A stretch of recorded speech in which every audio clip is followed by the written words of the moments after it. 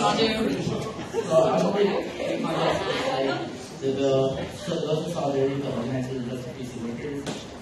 So the folks can know like Kim, Christian, and John, who are part of the SOC, are being kind of like in jeopardy of being suspended from the university. So as an ACC, kind of like the bill we're going to use. Is there a second? No. Any objections? Motion passes with unanimous consent. Are there any other amendments that need to be made? Yes. Yes. Senator Paul? I want to add the bill, it's just a bill to change the name of the ASUC Technical Assault Commission to the Stanford West Commission to be more inclusive of the different types of violence that fall under that term, and therefore validating other student experiences. Is that immediate consideration or new business? Immediate consideration. It's new business. It would be new business because it can go to committee on Monday, right? Yeah. Okay. And then also I want to add the steering bill to the business. Is there a second? Second. Any objections? Motion passes with unanimous consent. Do you have the links to these?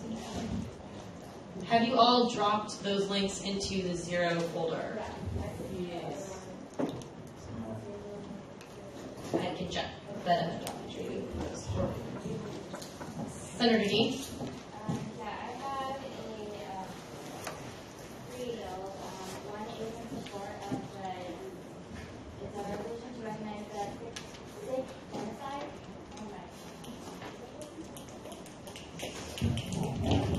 So the resolution to recognize the Sikh genocide of 1984 and bridge for education about Sikh history.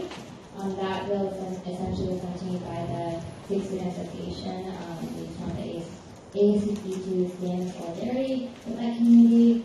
Another bill is condemning Islamophobic rhetoric in the media and political institutions. And the final one is essentially an Islamophobia advocacy agenda for the ASUC at UC Berkeley.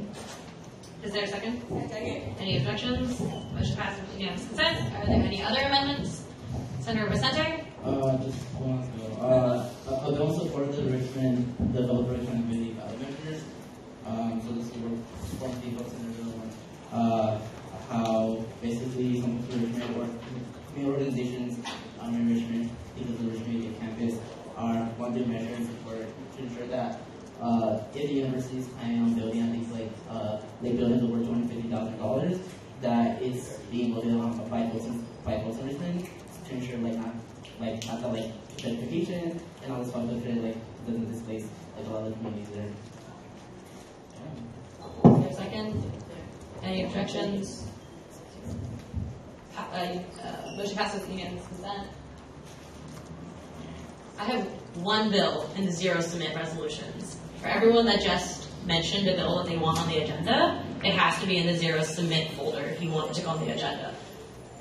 Make that happen in the next minute, please. Any other amendments that need to be made? Is Tony here?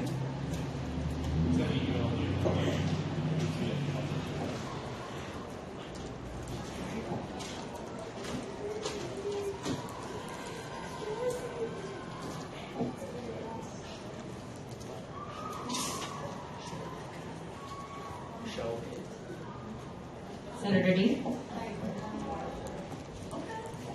Any more bills at this point? We don't have a budget for next year. Can someone please contact Chief Finance Officer to submit the budget for next year, please? I can do that. Or someone while Senator Dean is talking. Okay, so one more. To add ethical investment, to add an ethical investments committee to the ASUC. I'll ask all those to zero submit resolution folder right now. Any objections? Motion passes with unanimous consent. Any other items that need to be amended? We'll take a couple minutes to wait for those bills to go in. And someone please contact CFO Tony Doe.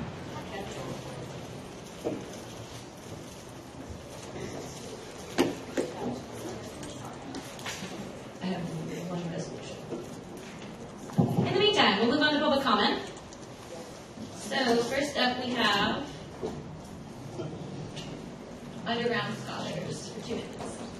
And then you can come on up right here.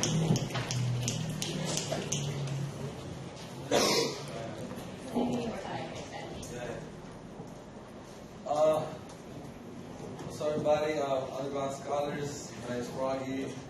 Caleb. Jonathan. Well, first of all, underground scholars is not just men. We have a lot of strong women in our circle too. But everybody's, full-time students. Half our group is also student parents. I can see Caleb daughters. This semester we're having our very first time ever for like historic formerly incarcerated student graduation, our own ceremony. And I feel like it's crucial for us to kind of celebrate and create a new culture, make it into higher education and also like have our own ceremony. And we want to ask ASUC and the senators any type of support or resources to kind of make this as big as possible, and also like to co-sponsor the whole event. And within that, one of the things that we struggle with is transition. And I'll let Caleb talk a little bit about that. Well, both of us with records, we face discrimination when it comes to housing right after college. Even though we have a perfect degree, doesn't mean you're going to find a place to stay, a place to work. So I think these people might not be lucky to something like us. And what we find happening is when we stay at the village, as soon as you're done, you get kicked out. So most of us, we have families, we have partners, we have kids. So we're kind of left with nothing afterwards. So that's what we're thinking about, some kind of scholarship or resources to put to people that are coming out of college. They are underground scholars, so they have that additional safety net to be able to find some kind of employment, to kind of get into law school, graduate school. Because right now we feel that we're not getting the support we really need for basic necessities. I'm not sure if John will comment more about that. He's graduating this summer. There are no objections. I move to extend time by 2 minutes. So the thing is, for low-income housing, a lot of them discriminate in terms of a record. So the village, thankfully, is cool because we're not expected to be here to begin with. So the village, student housing, they weren't thinking about doing background checks. So, but as soon as we're done, like a lot of like Caleb and Jonathan in the village, as soon as they're done, that student get kicked out right away. There's no type of stay a month or two, get yourself together. Maybe that's something that we could collaborate. Hopefully, ASUC can back us up to push, because it's unfair that as seniors we're preparing to graduate and look for a job, but we also gotta look for like housing security, and it's like right away. And by not having access to other low-income housing because of our records, it really plays a big burden on us. So we're trying to hopefully push to create like a formerly incarcerated student scholarship in terms of for formerly incarcerated students transitioning once they graduate, in order to help with the transition process, because for a lot of people it's going to mean relocating, and it's not just them, it's their families. So so you can imagine, like I'm from LA, they're from San Diego, and up here to try to move and a family, and you get no time extension, it's like right away. So it's very urgent, and so we're asking like support on that campaign, support to create the scholarship, and like we have a date for May 15th, Sunday, for our ceremony, our graduation, and a lot of us full-time students and more than half the group student parents.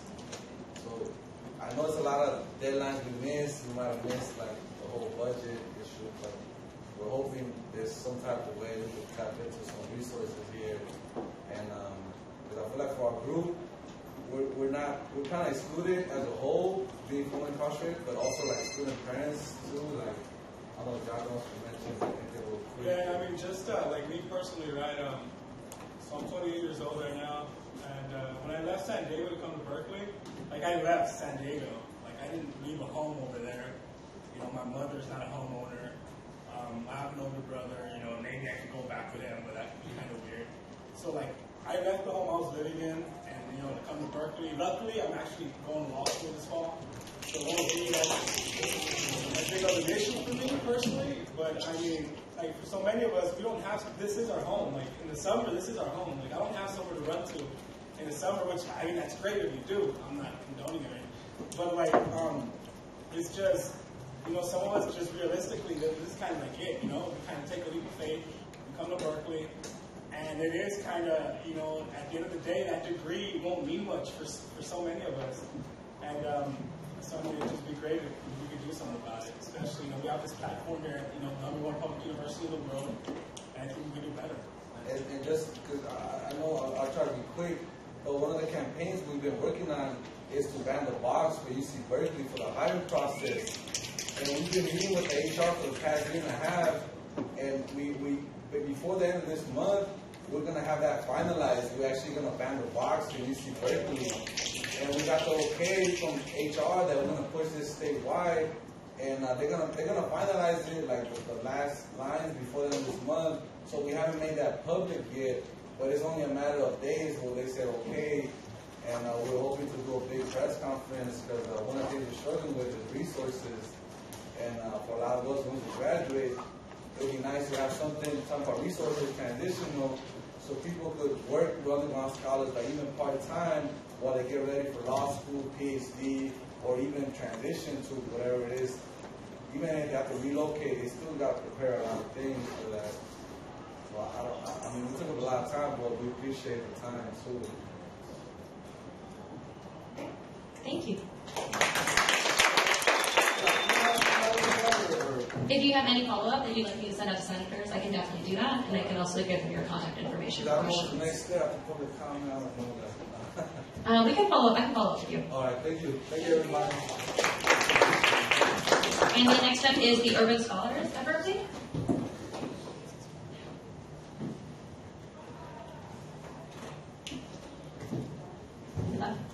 Okay. We will go back to the agenda. Can you move to the new business and make sure that everyone's agendas that are bills that are supposed to be on there should be on there?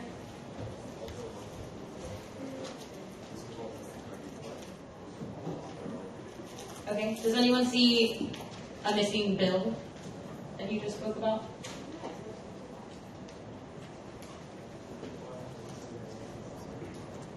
Is that 1-0 should go on there?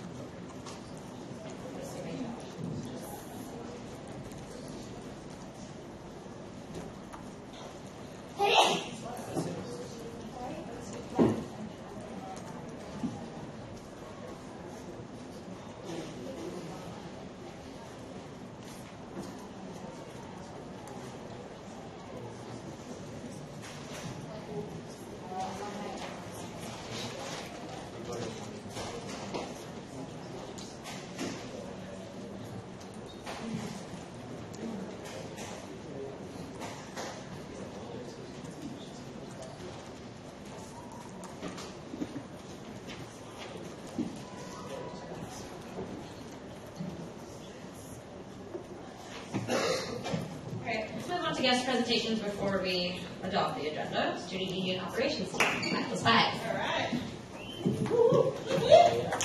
There you go.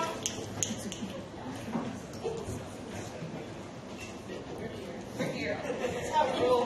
Roll 10 deep. So this is what? Only 2 more Senate meetings left? I just want to give you all a round of applause for all your hard work this year. I really appreciate your support and all the dedication you put into your role. It really makes a difference in our world, and I really just want to say thank you for everything you've done. We have some things for operations. I'll just introduce people. My name is Susie Halpin, the Director of Operations. Here at the Student Union, Gabby. Gabby Kraft, Vice Coordinator. Monica Duran, Operations Coordinator. Matt Sabori, Operations Coordinator. Luke Frank, Event Coordinator. Tracy Lopez, Event Coordinator. Sheree Farrah, Associate Director for Facilities Maintenance and Operations, and we're also missing Jeff Bateman and Logan Baldini, they're facility coordinators. And TJ, she had to go spar tonight. But she's having fun doing it. So I'm good.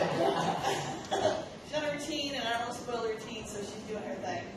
I just really just really show up as a team, because we work as a team together every day to work with our problems. And TJ's got some, we got that there. Gabby's got some numbers for us for what we did this month. So on the lines of Susie saying thank you for doing everything that you all have done this semester and this year, we would like to say thank you for hosting all of your events with us. So I've got some quick numbers I'll run through just so you can see how busy we've been. We've had over 22,000 cubby reservations this year. We've had over 266 Polyballroom student group events. We've had over 813 student events in our inside spaces, including MLK, Eshelman, and Anahead.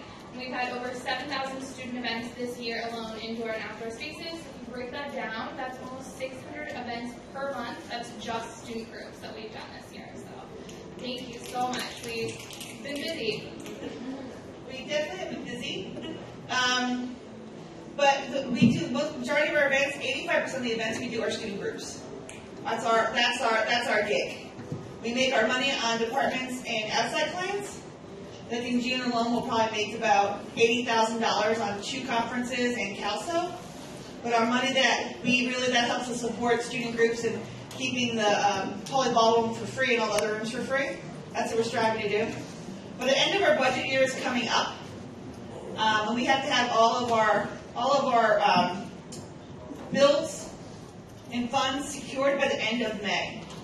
So there's 14 large events that are coming up or that are pretty pre-planned. And we'd like the senators to know that we're going to give Lavanya a list of those events. We need to get those people, those student clubs and organizations, to actually pay their bills before they go home, before they leave here, because we need to make sure that we can actually process them in a timely manner. Because if people don't process their bills, they become bad status and they can't make reservations in the future. And we actually have to pay out, if they have paid everything, we have to already paid for it before the end of the year. So it's really important for us, and we're probably going to institute a PO process for some of the larger events for the next 6 weeks to encumber that money so we don't have to worry about it. And the students don't have to worry about it, we don't have to worry about it. But it really just can be sensitive to the fact between now and the end of May. We're putting a lot more pressure on people to pay their bills or to give us some kind of money, charge string, we can't do charge strings, but some type of money to just pay their bills ahead of time. We're usually a little more flexible, but we're hitting the deadline set by the university. Is that right, Matt? Matt's team's in charge of billing, and he's actually done a wonderful job of collecting our bills and getting our number down and how much is owed to us. Does anyone have any questions?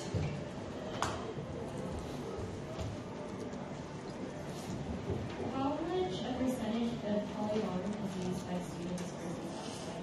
It's 85%. I remember last week that was as low as 25%. No, that couldn't be true. No. Would you say that for the upcoming rest of the semester, it's mostly private events or something? It's all student, pretty much all student groups in a couple departments. April and May is student groups.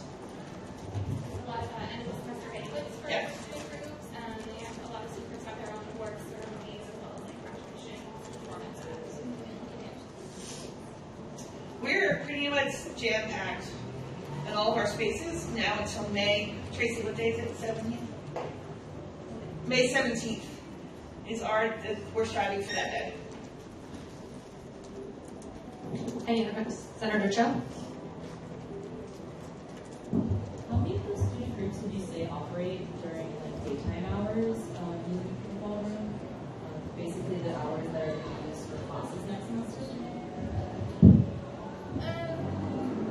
It's hard to break that down because most of the day is not utilized by student groups, but it's groups that are for student groups. Like Career Fair is a large group that books during the daytime, but that's many thousands of students coming into the ballroom to look for jobs.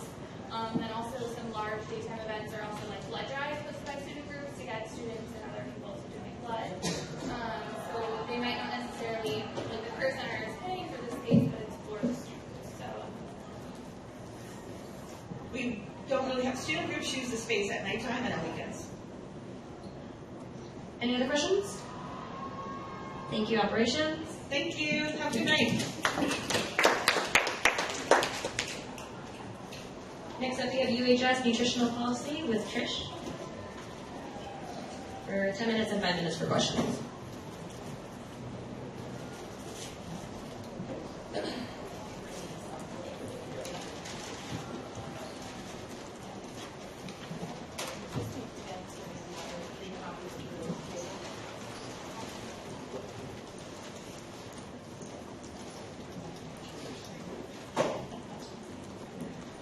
Should I go ahead and get started while you bring up the slides? Okay, great.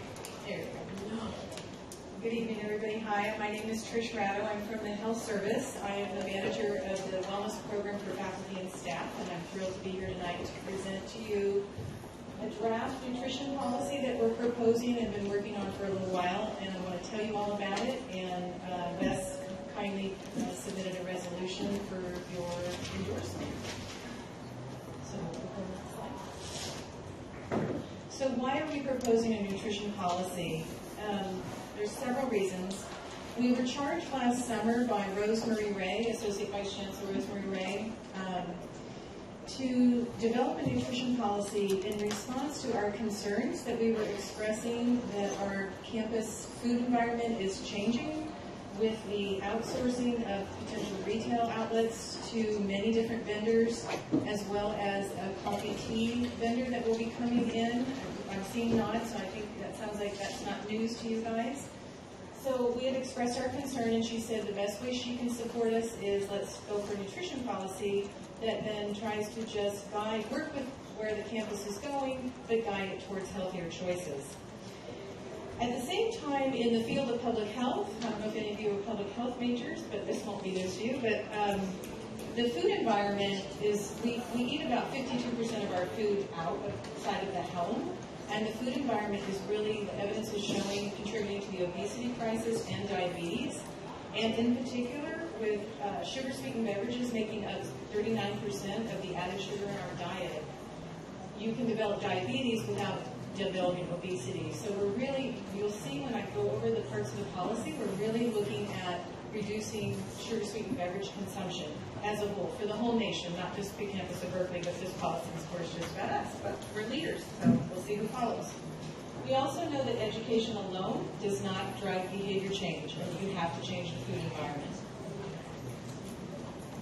Okay, so what has our process been? So Rosemary charged us last summer. So in the early fall, we put together a team of subject matter experts from the Health Service, the School of Public Health, Berkeley Food Institute of Nutrition Sciences.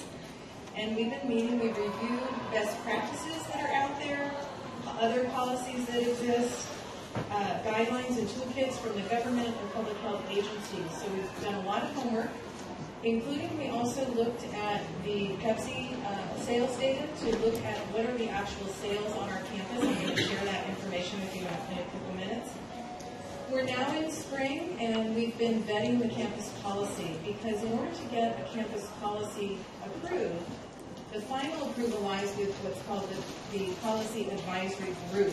And in order for that group to approve the policy, you have to really create a win-win situations where all your partners and stakeholders are on board. And so we're doing that now, vetting the policy with stakeholders, with partners, with students such as yourselves, and looking to drive to land on a language that works for everybody. And I'm happy to report that so far that process is going extremely well, including even with Pepsi.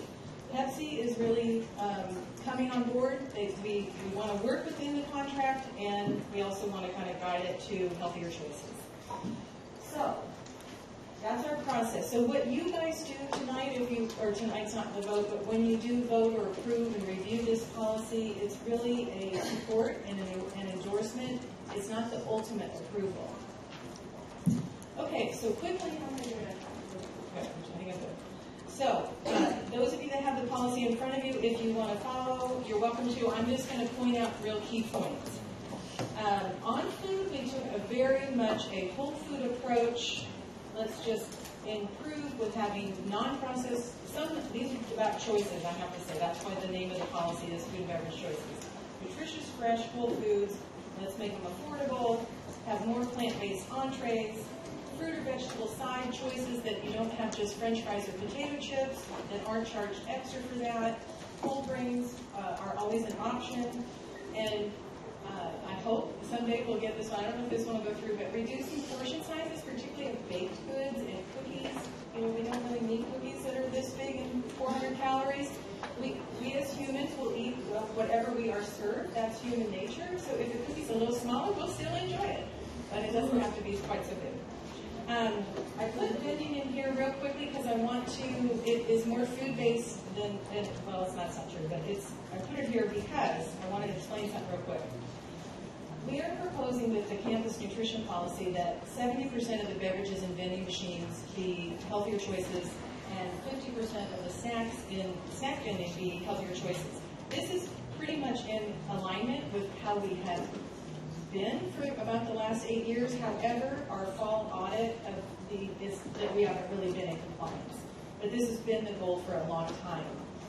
In the meantime, there's been a process for a system-wide, UC system-wide vending policy, and it has 2 benchmarks. The first benchmark would take us a step back. It would be 50% healthier beverages and 35% snacks. And so I'm proposing we just go for the higher benchmark because that's where we're supposed to have been. DJ's on board. She manages this vending. And we're excited this summer to really overhaul the vending program anyway and get it already in compliance and ahead of this new policy. And then the food policy would, of course, be in compliance with the sustainability policy. So quickly on the beverage analysis, currently we looked at all the total sales of 2014. Sugar sweetened beverages made up 50% of sales and non-sugar sweetened beverages made up 42% of sales. The bulk of the sales are at Golden Bear by far, and this policy is all about retail. It is not about the residence hall dining, which is already doing wonderful improvements. They don't even need a policy.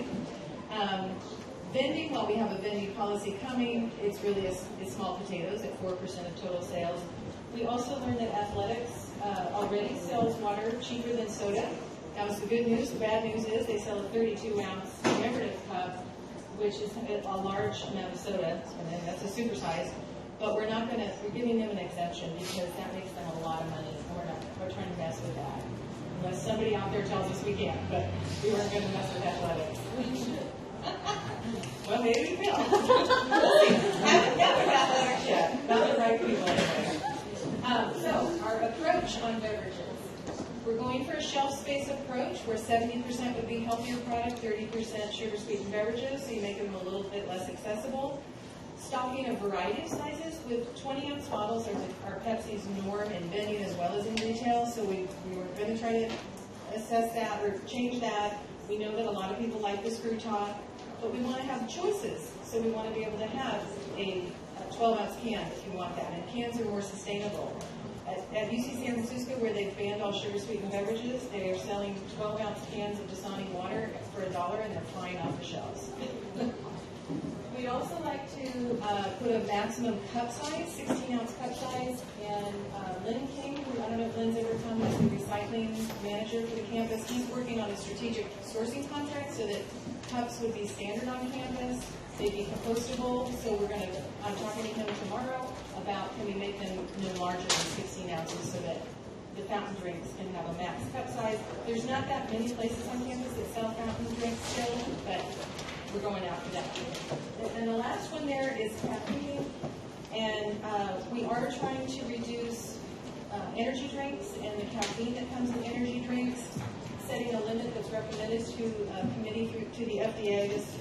A group of national experts wrote a recommendation at 71 milligrams per 12 ounces, which would keep Kickstart and I see sad faces, eliminate Rockstar and Starbucks. And this is really because this sends students to the health service with heart problems, and they mix it with alcohol. So we're trying to just put it on a level playing field with soda, but not having so much caffeine. If somebody really needs these products, they can go off campus, but it kind of removes the responsibility from the university.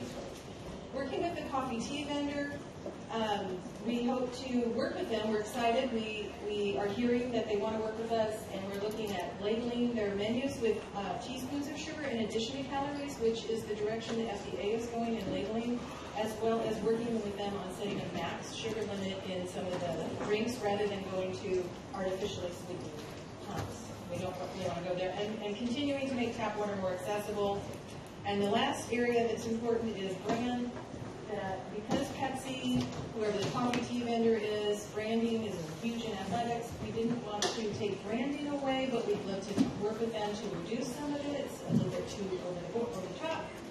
But on product branding or product promotions and marketing, we'd like to see, because marketing works, I don't know if any of you are marketing majors, but marketing works, and let's drive it towards the healthier products rather than the less healthy products. Those are kind of the key points. I see 14 seconds. So we have some accountability plans in place. You can see those in the policy draft, as well as if anybody's concerned about the financial impact on this. Most of the evidence shows sales stay steady or increase actually, and so we're pretty confident. And given the vetting process so far, the vendors are responding positively, especially Pepsi. I'm excited to think that this can actually make it. And we can change our environment to be a leader. So with that, I'll stop. I made it in my 10 minutes exactly. And now I can open it for questions for 5. Senator Mara? So for beverages that you're shrinking the size on, will there be a proportional decrease in price, or are you going to be having prices maintained at the same rate that they currently are? Well, the policy doesn't address pricing per se. We would like affordability and pricing to drive incentive to the healthier products. I would hope that Pepsi would reduce the prices if a 12-ounce can should be cheaper than the 20-ounce bottle. So I would hope so. I think we have to all champion for affordability. That's a big problem. Senator Liu? Yes, thanks for coming in. I don't know if this item, but regarding individuals who actually are any efforts being made to improve the sorts of food that is available for them? Because I think a lot of individuals can get nutrition value and the dining farms especially. Yeah, good question. So I did present to the residence hall assembly Monday night, and they're converting Cafe 3 to address many of those issues. So it will have very much the whole range of everything you just named. For campus, I think the plant-based meals, more fruits and vegetables, can address much of that. And I think, and we want to have a diverse range of culture cuisines as well. So I think so. I think a healthy diet fits all those criteria. So, yeah. Senator Bates? Hey, thanks so much for coming about healthy foods. So you said that you're going to implement this in the cafe. Yes, that would be a retail operation. So yes, that's a great example of one. Okay. Hasn't there already been like health ingredients in? Yeah. Yes, for sure. I mean, they took the decat fryers out, and yeah. You saw when you look at this, whether you looked at it before or look at it later, a lot of this is on the sugar-sweetened beverages and beverage changes. The food, I think, is just going to be a more gradual shift so that some healthier choices are just a default or more accessible, more fruits and vegetables in particular. You know, why does a cup of fruit have to be so huge and $4? Why can't it be $1 and then you can have it? Or it's part of your side dish. You you just want a snack, but you shouldn't have to spend $4. So that's one of my bugaboos that I'm looking to work on when it really gets into the operational. So my question was along the lines of, are students going to be involved in picking, like, let's say there's healthy options or like this and that? Because like that would just be cool to include the students. That would be great, and I think I could use your guys' help with the process on how to do that.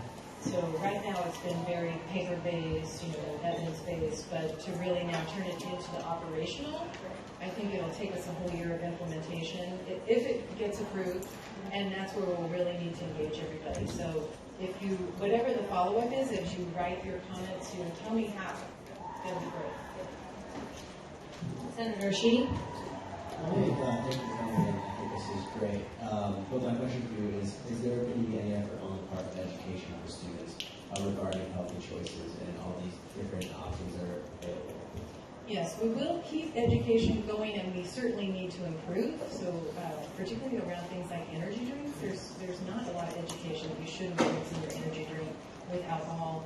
So we will keep education going, particularly from the health service, at the same time of trying to improve the environment, for sure. Senator Adrianson. Hey, so thanks so much for coming in. So one of the reasons I'm really excited about this policy is being on the UPP group and meeting with some of the different companies we were looking to establish partnerships with. We were trying to talk about nutrition, but there's no policy on campus for us to bring forward. So we really had nothing at the table and had to do a lot of independent research. And so this is really going to be super awesome and precedent setting. And really, it's something like what a lot of some other campuses have started to do this, but this is really going to sort of set the bar in terms of a progressive, awesome campus nutrition policy. So I'm really excited about it. And can I quickly ask one more question? Yeah. Raise your hand if you have any other questions.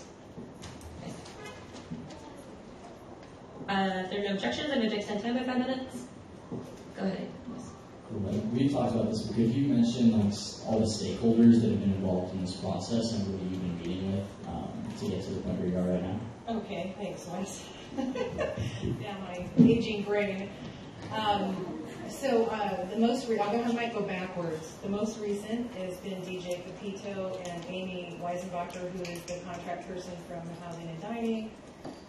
Joe Watts, the Beverage Alliance. I've been put on the UPP team on the coffee tea, and I agree with Wes that on that one in particular, Berkeley has an opportunity to set a precedent that could truly change the whole coffee tea world to reduce some of these beverages from just being ridiculously loaded with sugar to still high, still pleasurable, still delicious without that amount of sugar.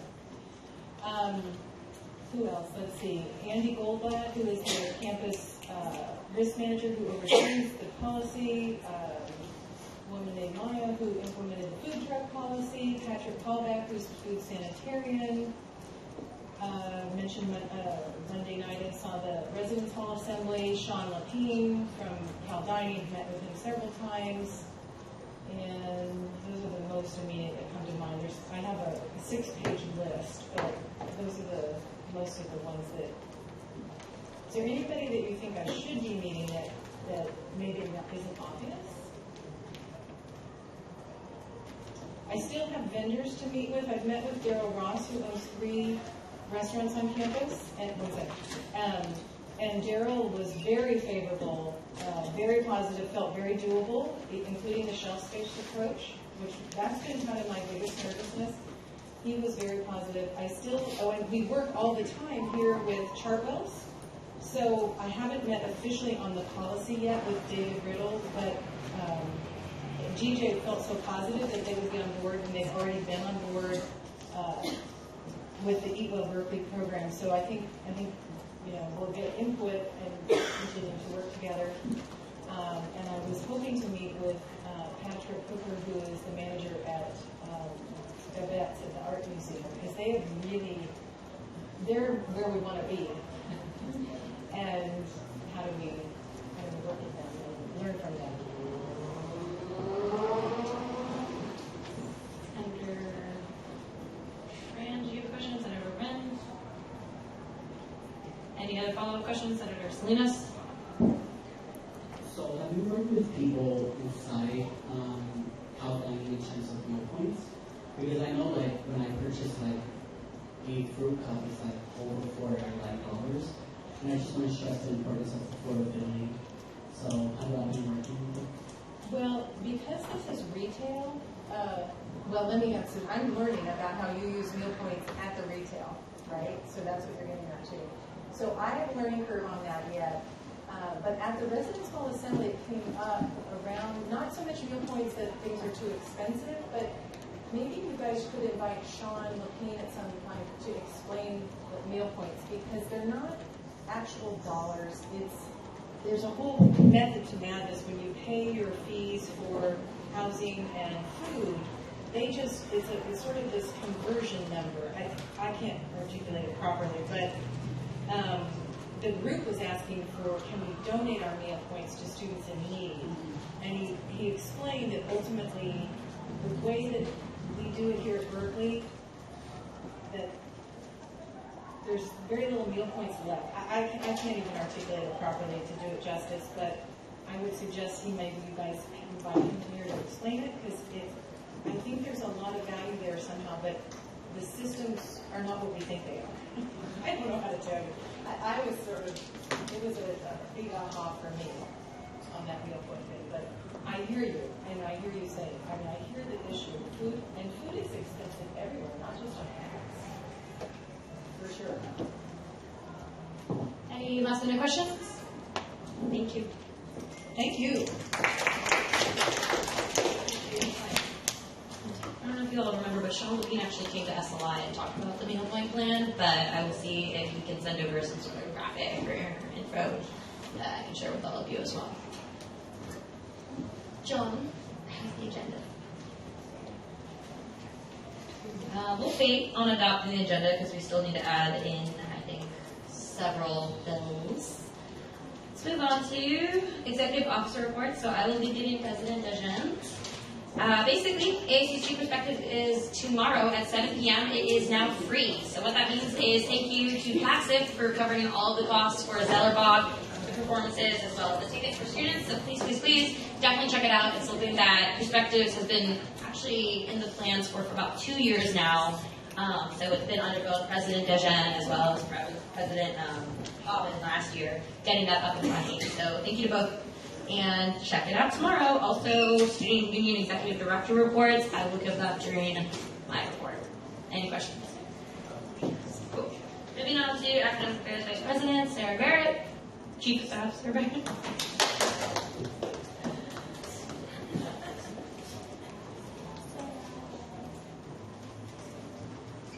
Hey everyone, pretty short report this week actually. We opened up the applications for Academic Senate and committee applications. So we did have a few bugs with that actually, so if anyone's having difficulties viewing or if someone has editing capabilities and not supposed to, please let us know.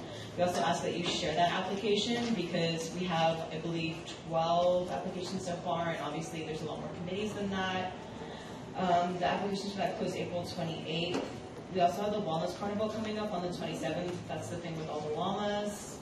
We're trying to get other stuff. Some of the estimates that were way out of our budget, they were like more than our budget for the whole year, so obviously that's not going to happen. Grants and scholarships are working on disbursements right now. Hopefully y'all have been emailed with the schedule for meetings about that. If not, please let me know. And that's actually pretty much it. The laptop rental program's been approved by Senate, and it's going to be launching in a few weeks. Question? Senator Morrow. When are decisions on the academic senate committee appointments going to be made? It depends on the amount of applications that we receive. If there's still some that, like when we close the window, we need more applications, so like no one applied for a committee, then we're going to have to reopen specifically for those committees. Aside from that, we've spoken to the incoming AAVP about sitting on the interviews and everything. We're hoping to have that done before finals and have like a short list at least for the upcoming year so that Senate can approve that once they come into term.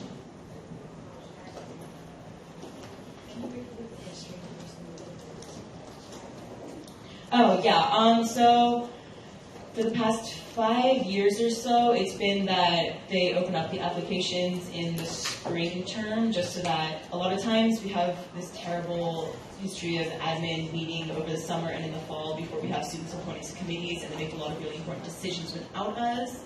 So I don't remember the exact academic affairs vice president, but it was about 5 years ago. I believe it was academic affairs vice president Natalie Gabello. Yeah, she was the one who decided it's better to start in the spring with the appointments, have everyone put in place for the fall so that we're ready to start like the very first week of classes.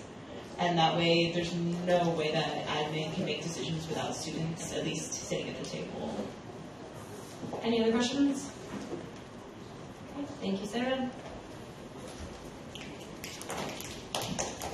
Next up, we have External Affairs, Vice President, Chief of Staff, Zara.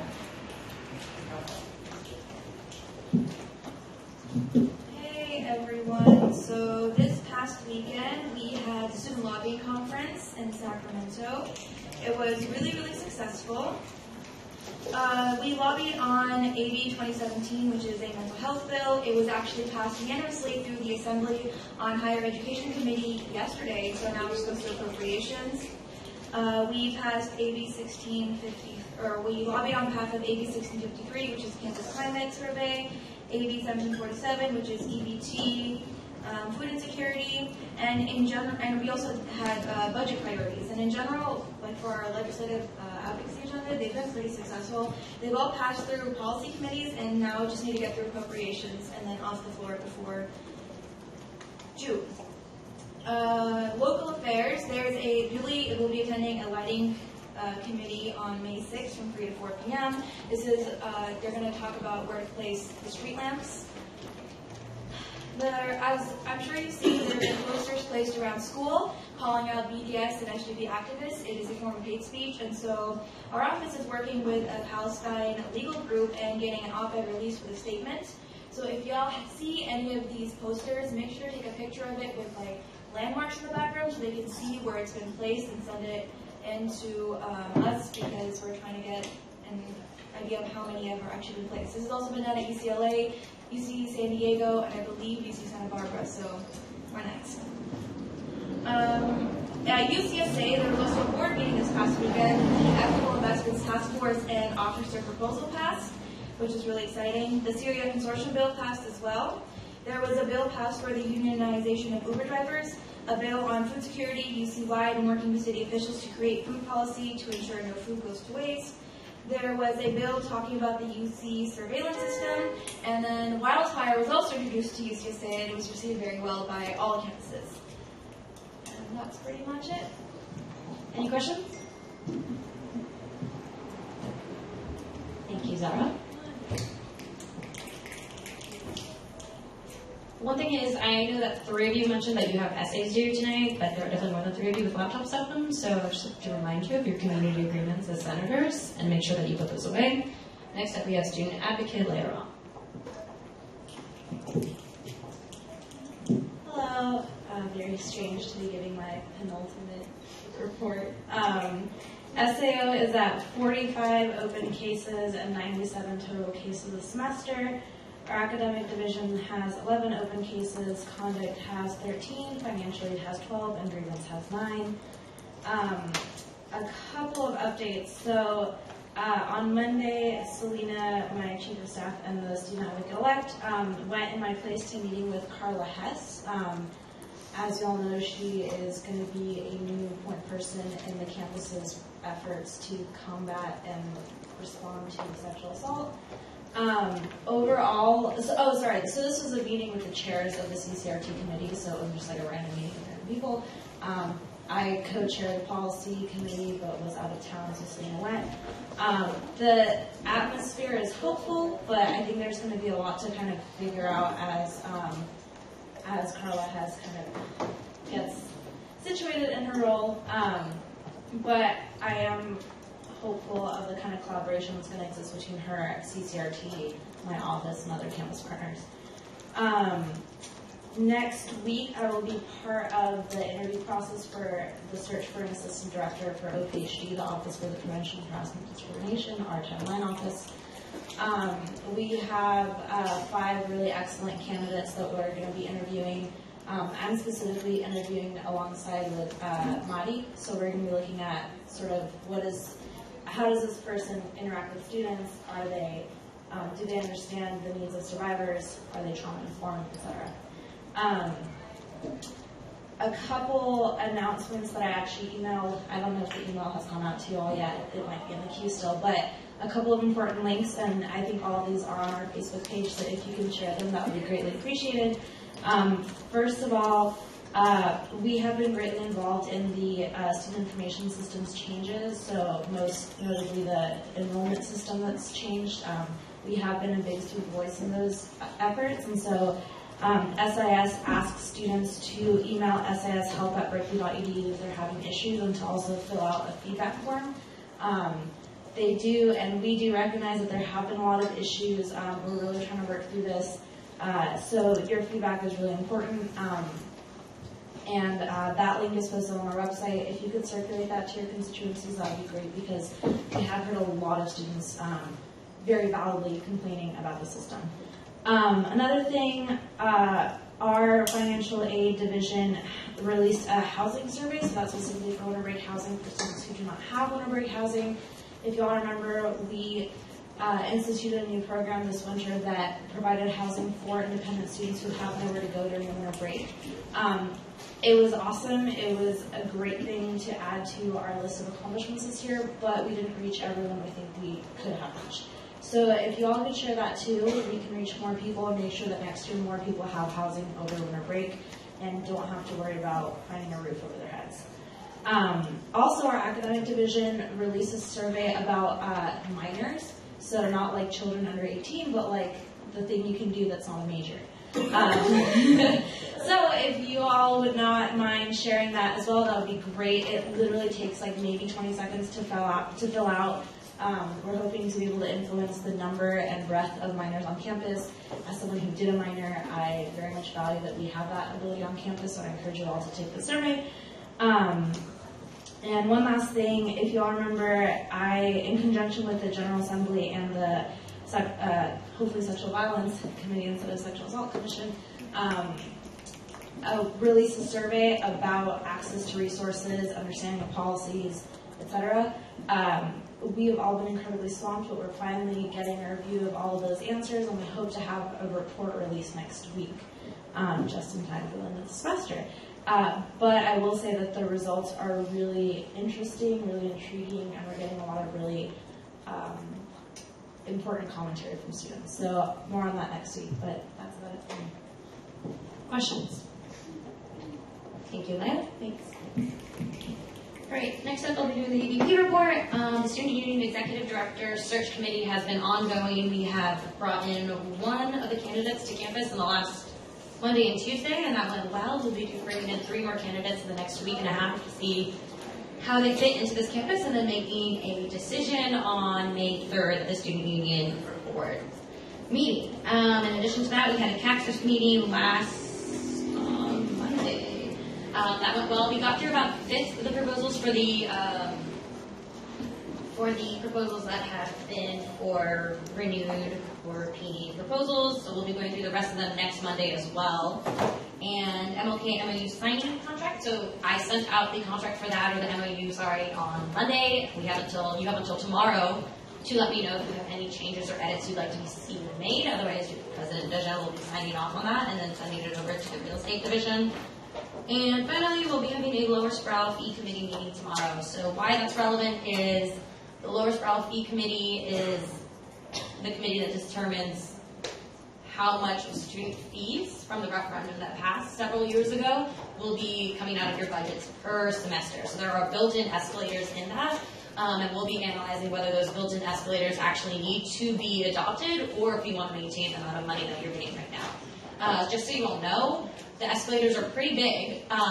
It started off way less for the students that weren't going to have Eshelman and MLK or any of the Lower Sproul space. But as students are coming into the area and using the space, the money is getting ramped up. What that means is it started off with about $50 per semester, then it's $150 a semester, and in the next year to 2, people that sit on the Lower Sproul Fee Committee will be looking at if we actually want to adopt those escalators, which will really be having students pay about $300 a semester to go into paying for the payback plan for Lower Sproul. So we'll be making decisions on that tomorrow based on just budgets, payback plans, things like that. And I will give you an update on how that committee goes next Wednesday. Questions? Senator Morrow. Is that committee meeting open? It is a closed meeting. Yeah. But I will make sure to get a full report on it. And the members that sit on that every single year is ASUC President, GA President, ASUC EVP, GA IVP, as well as an appointed official from the ASUC, which this year is Senator Adrianson. Any other questions? Senator Rashidi? At what point in the year would these decisions be made? Is it at the end of the year or the beginning of the year? So ideally, it's made in the beginning of the year. The reason why this committee has not met a single time this year is because the Division of Student Affairs and the Chancellor's Office did not name a chair to the committee, which the chair had to be from the Strategic Initiative and Planning Division. So it couldn't be started by the ASUC or the GA, which we were pushing for several months. So that's why the holdup is there, but now that we do have a chair, which is John Scroggs, hopefully he will continue next year, and those conversations will start very much earlier. Yeah. Is the escalator activity already set and you can opt out of it, or do we opt into it? It's a combination. I don't remember the exact language of the referendum. It's a pretty detailed language. It's contingent on several factors, considering how our revenue is going within the student union, different issues that have come up with the buildings, as well as any additional construction that still has to be made in the spaces. And again, Lower Sproul renovation is not just Eshelman, it's Eshelman, MLK, as well as Cesar Chavez, and the plaza. I can look for it. Y'all might have a better option of just looking through the ASUC Central Drive, because I don't have complete access to it either. Any other questions? Senator Salinas? I was going to ask about this, but in terms of the CASCA, do you know the exact date that it will be announced in terms of the recurring proposals? Depending on when we get through all of the proposals and deplete all of the money available. And President Dejen is not here today because she's working with several cultural student groups and making sure that their voices are heard in some of the upcoming MOUs. Okay, that's true. Thank you. Any other questions? I want to make one change to amendments that were made earlier on the agenda. So I move to strike Senator Paul's motion to add SR 1593 to new business because it was already on the agenda. So I'm just striking it because it already existed. Is there any second? Any objections? Motion passes with unanimous consent. Can you scroll to new business and everyone do one last check on if all of your bills are on new business?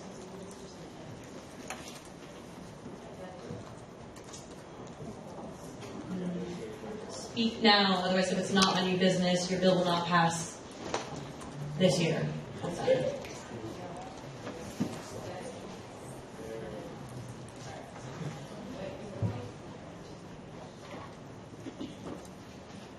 Are we good?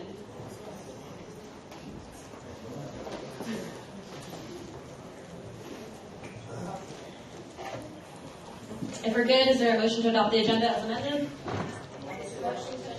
Second. Any objections? Agenda is adopted as amended. Moving on to ASUC official reports. First up, we have Attorney General. Who's not here? We'll move on to Chief Finance Officer Tony Doe.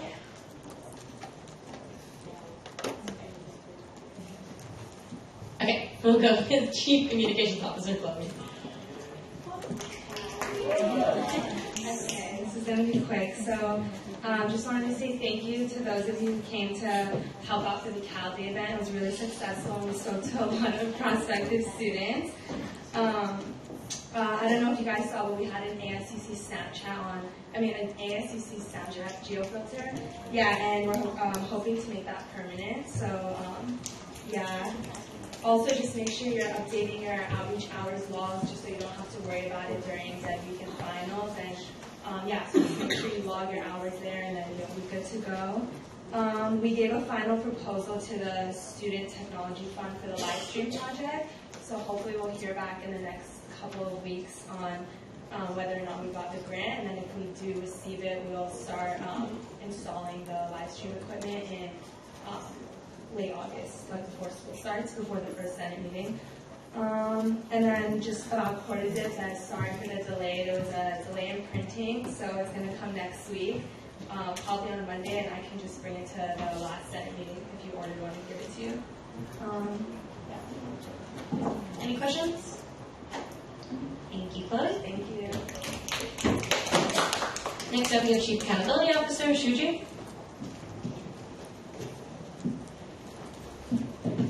Hi everyone, my report's pretty quick as well, as usual. So just a few announcements. If you go to the ASUC Central Drive and click on the Platforms and Accomplishments folder, you'll see that the content that you wrote about in your spring mid-semester reports has been spliced up and separated into folders by issue. So there's documents such as technology, health and wellness, city, environmental sustainability. So students can now click on those documents directly from the ASUC Central Drive and website, and then learn about all the great work y'all are doing. So thank you very much for your cooperation on that project. Really glad that went through. And then the full unspliced versions of your reports are also available on the ASUC Central Drive. I'm going to be working with Chloe to publicize them, but I encourage you all to share them as well with your constituents and on social media. And then secondly, I sent out an email really early this morning about end of the year reports. This is the last major report of the year. So sad. And you need to complete it in order to receive your spring semester stipend. Really, this should be a brief report. All you're going to do is add on to what you wrote for your spring mid-semester report, and I gave you all the link to that as well. Then you're going to provide some general advice to your future office holders, and then an email address. So that's about it. Turn it in by April 29th, and you'll receive your stipend in full. And if you have any questions about the amount for your stipend, you can talk to me privately. But I'll know that more probably around next week when I start processing it. And yeah, that's it. Questions? Senator Kim?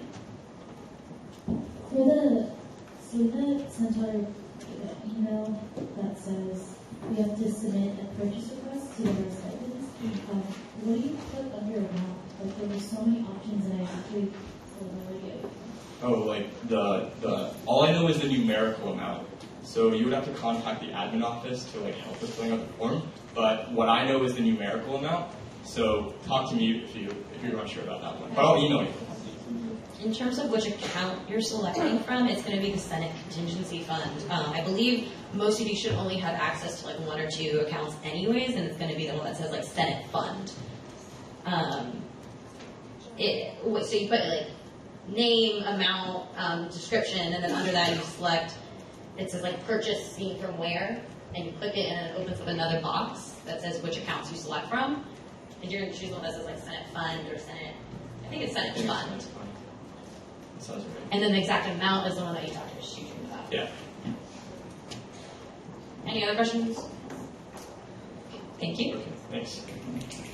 Next up, we have Chief Technology Officer over here.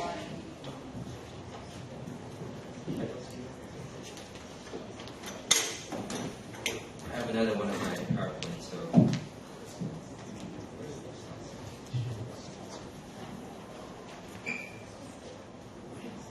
Cool. So first up, I want to thank you folks for increasing my stipend and Serge's stipend last week. Really good week. The next thing is that Berkeley Time has launched. Berkeley Time launched for fall 2016 classes. I told you all via email.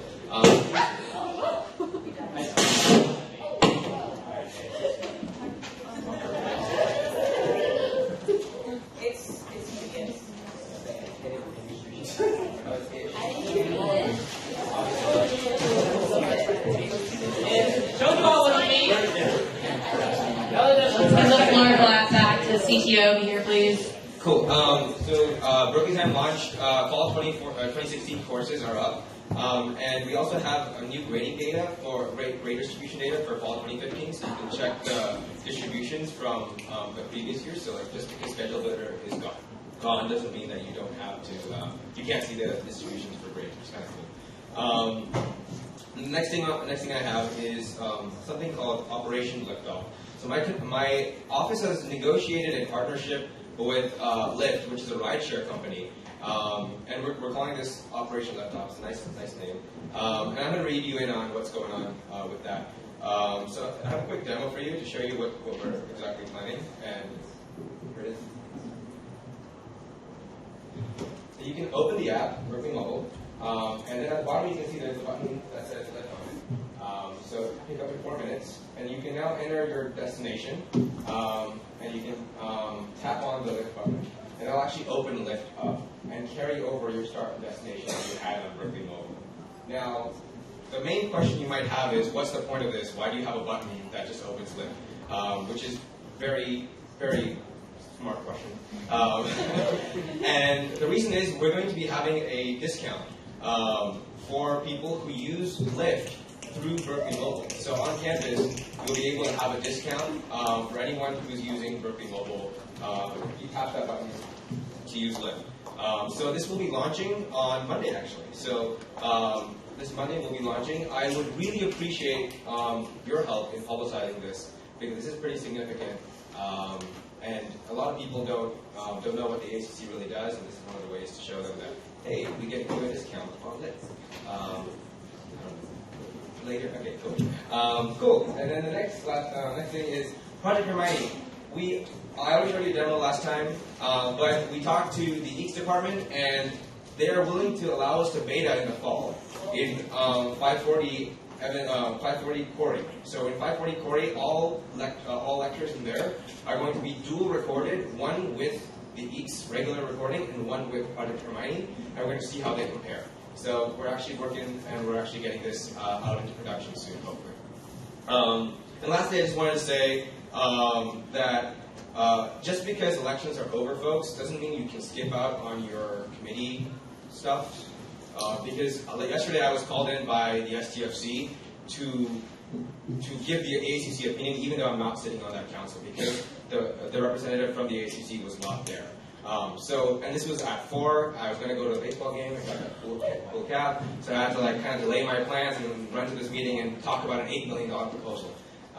Please go to your committee meetings. The appointed executives and the executives are not going to be able to pick up your slack for you in these last few days. But thank you.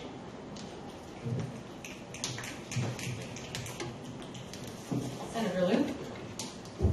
So congratulations on Operation. Thank you. So I have a quick question regarding the strike.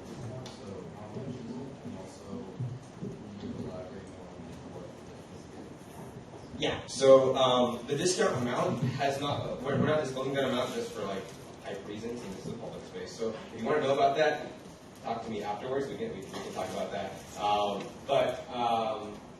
was the question? What was Lyft getting out of this? So suppose you're Lyft, right, and you suddenly have a lot of people that are now using Lyft over Uber on campus. They're going to go home to wherever they live during the summer or whatever when they graduate, and they're going to start using Lyft over Uber. Lyft is much behind Uber in terms of if you look at where they are in terms of in the market. They're like the ones that are hungry, so that's why you went after Lyft. Because they're the ones that really want to grow, and so this is one of the ways that they can get Lyft in their to grow from college students.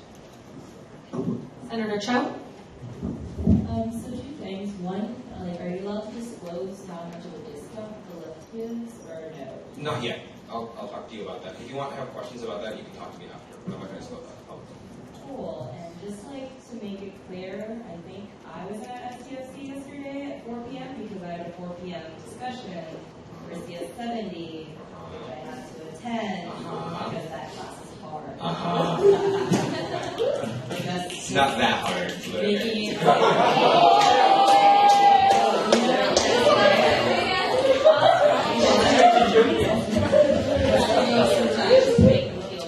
But the CS70 discussions or the?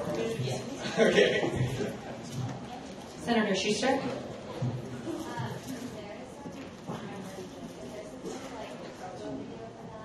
Yes, there is, but I will send it to you when it's done. So we have the rough cut. I was going to show it to you, but then the videographer was like, no, don't show my work. It's not done yet. Artist. Yeah. So I will send that to you folks. No need to worry. We'll have flyers as well, hopefully. And Lyft is giving us a gigantic poster that we're going to put on in Leader. Yeah. Any other questions? Thank you, Mayor. Cool. Yay. Okay, so I will be singing this time a song again from Hamilton because I've just been listening to that nonstop. I'm so sorry. But it's fantastic. And yeah. It's called The Story of Tonight. And yeah. I may not live to see our glory. I may not live to see our glory.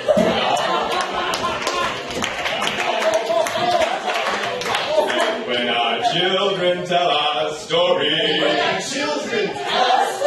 they'll tell the story of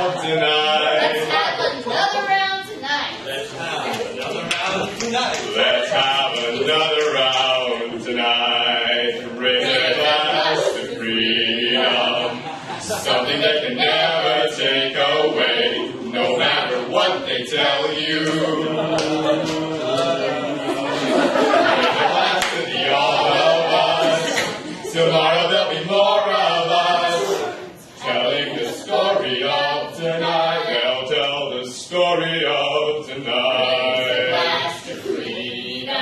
Something they can never take away, no matter what they tell you. There's a glass to the all of us. Tomorrow there'll be more of us, telling the story of tonight.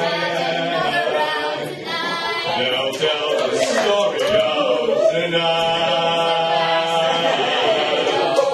They'll tell the story of tonight.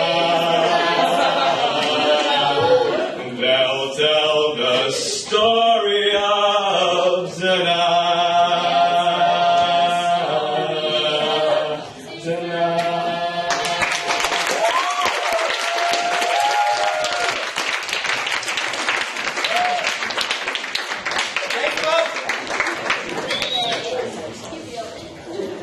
Next up is Attorney General Alex Lemix. To closed session? Okay. Is Tony here?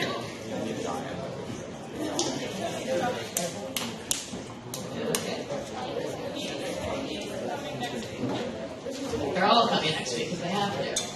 All right, moving on to Senate committee reports. First up, we have Governance and Internal Affairs Committee Chair Morrow. So we had interviews for 2 Judicial Council Justice positions. We are nominating Nakir Patil and Zanu Fazaf. They're going to go on the consent calendar next week. We also cast through committee SR 81, a resolution ending bylaw 2030-09 accessibility grant, and SR 82, the default Senate Standing Committee meeting time.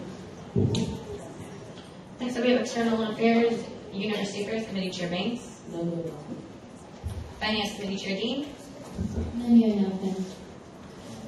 Next up, we have consent calendar. Are there any items that need to be pulled? Senator Yabe.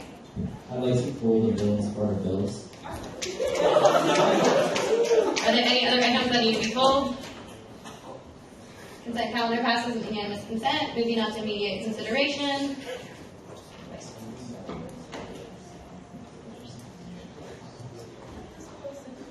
All right, let's start with SR 78 in support of bills. I'll give the floor to Senator Yabe. Can you tell me how long do I have to talk so I can kind of just make it more concise with my time constraints? I have never set a time constraint on individual senators or speaking on the floor. Do you want I can start? I just want to make sure that it's like to the point and that I'm not like just using time to use time. I give the floor to you. I ask that you don't take too long. Alright, hi everyone. Just for transparency, first of all, I did message directly Seema and Zoe as the primary sponsors for transparency as well as the co-sponsors. So I did try to work offline as much as I could. So in terms of my intent with what I'm doing, so first thing, I want to retain the integrity of ASUC as a way of making change. And second, practice transparency with you all by my thoughts. So that's my intent with pulling the bill. So I pulled the bill for 3 reasons. One thing is I worry about how the administration perceives us as ASUC. So with this, with ASUC and elected officials, there's flux already changing every year, and it's difficult to maintain just like good transition. It's hard enough to get us as ASUC to unite on a common front with administration, and for me, this bill provides a way for administration to not take it seriously. So the second point that I want to make about this bill is that it undermines past bills that senators have passed. So senators have passed bills on health access, environmental racism, and cultural sensitivity, and those are very important things for inclusion in my own community, the Bullet Connects community, and I don't want the work that past senators have done to be made like a mockery of. And then the third thing is, I think it's important to retain the ASUC as a space to make change. So for myself, this bill kind of hurts because with the Bullet Connects community organizations, the Rasa community and the queer community, we can't even have our voices heard in ASUC Senate next year. And what does it mean, like for myself? It hurts when other people are making a mockery of the ASUC with this bill when the Filipinx community organizations can't even have a space in the ASUC Senate next year. And ASUC Senate having a space for the Filipinx community, I'm the 14th Phil community senator, and actually won't have one. So what that means is that it's going to be harder to get spaces for like the Filipinx culture night that happens every year. This year we had our 48th one, and it's a space just for that student initiated. When the university doesn't make space for us to be heard, it's really important to have that space for us, and next year not having a space in Senate just makes it harder for us to do that. So I really want to ask you all, what does it mean for students? What does it mean for students who are new to the ASUC to lose investment in this space that makes change? And like such a visible space is very powerful. And then second, I want to ask for those of you who will be involved in ASUC next year, I want you all to think about how this bill will factor in with you all creating relationships with administration. I do think that it's important to be able to breathe and laugh, definitely. In ASUC, like Tommy here graciously shares with us every week. I appreciate that. I just feel like there are different ways to get us to laugh and get us to breathe a bit more in Senate.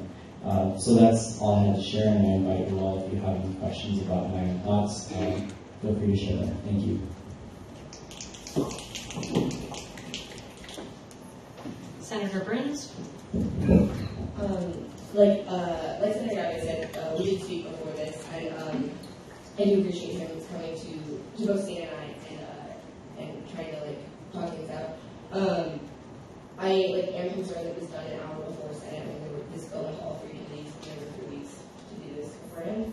I also want to and Ben and I have talked about this already. So they're like, no, this is not done bad feelings. I just want you all to know that this has been talked about. The intent of this bill is not to. I feel the intent of this bill is not to undermine. It also practically does not undermine any bills that any senators are going to pass in the future. Has an impact on bills that are already passed. I feel like I have built up a lot of credibility. I've done a lot. It's very hard for me to brag on myself, so just bear with me, please. I feel like I have worked incredibly hard this year, and I feel that I've done a lot of good for my communities. And I also feel that I would not be here still if I didn't take this job incredibly seriously. And none of us would be, because frankly, this is a terrible job a lot of the time. And a lot of the time, it's also an incredibly rewarding job, and there are a lot of great things about it. So no one joins Senate or runs for Senate as an actual joke, because it's actually published. So with that being said, that I feel like I proved that I take this job very seriously. At the same time, trying to be a balanced senator, someone who can work with people on both sides or on all sides. Frankly, I hope that you feel that way too. Otherwise, it's not doing my job. I also think though that there is a reason that Squelch has earned some capacity on this campus and some legitimacy since starting to run real serious candidates. Not as terrible candidates 3 years ago, we only got some recommended. And I think that not only Sina and I don't speak for Sina, obviously, not only me, but also the past, it's been 12 senators have proven that they also have the same dedication to this work. Wellness are kind of a huge part of that, that's important. GQC was also a big part. And not that of course, there were tons of other senators, it would not have gotten done without the power of the entire Senate.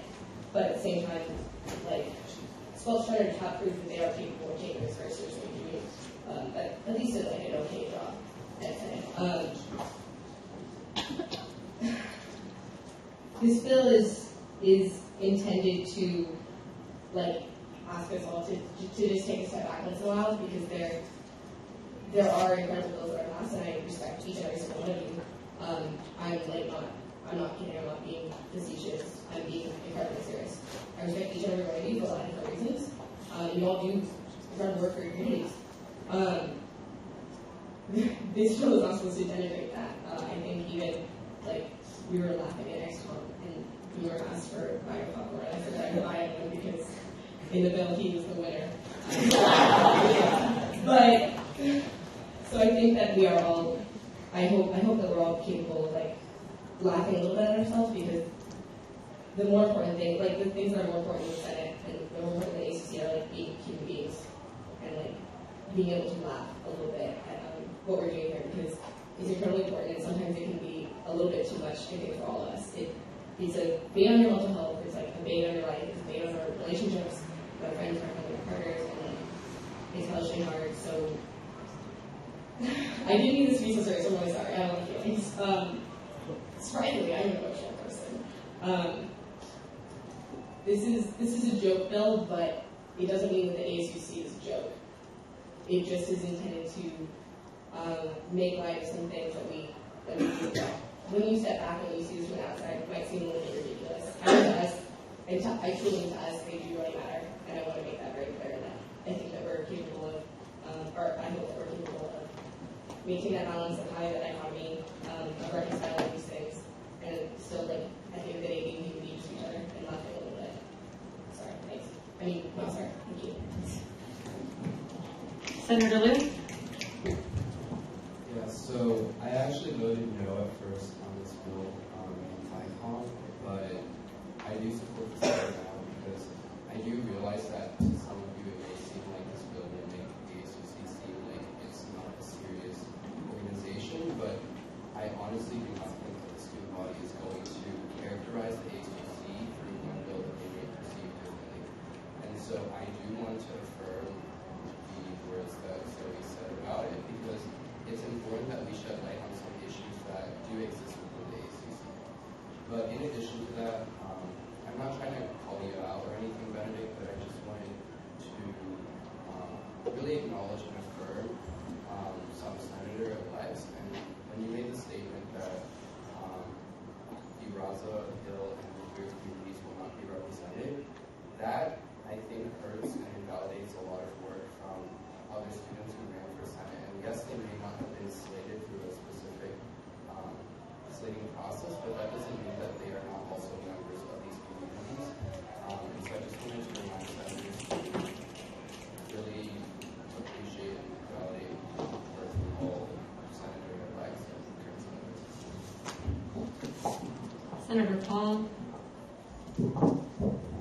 So I think for me, it's really difficult because it's like already this bill kind of, like, it's like a lot of us not only don't have like the accessibility to get here, but like as somebody who like works 2 jobs and does this, and our stipend like really doesn't do anything for me, it's $250 a semester, like it's hard to spend time on this, right? Like I could be doing work, again, like this is my job and I love it, and I'm so proud of the things we've gone and accomplished this year, and it's important that we've all been in this space this year.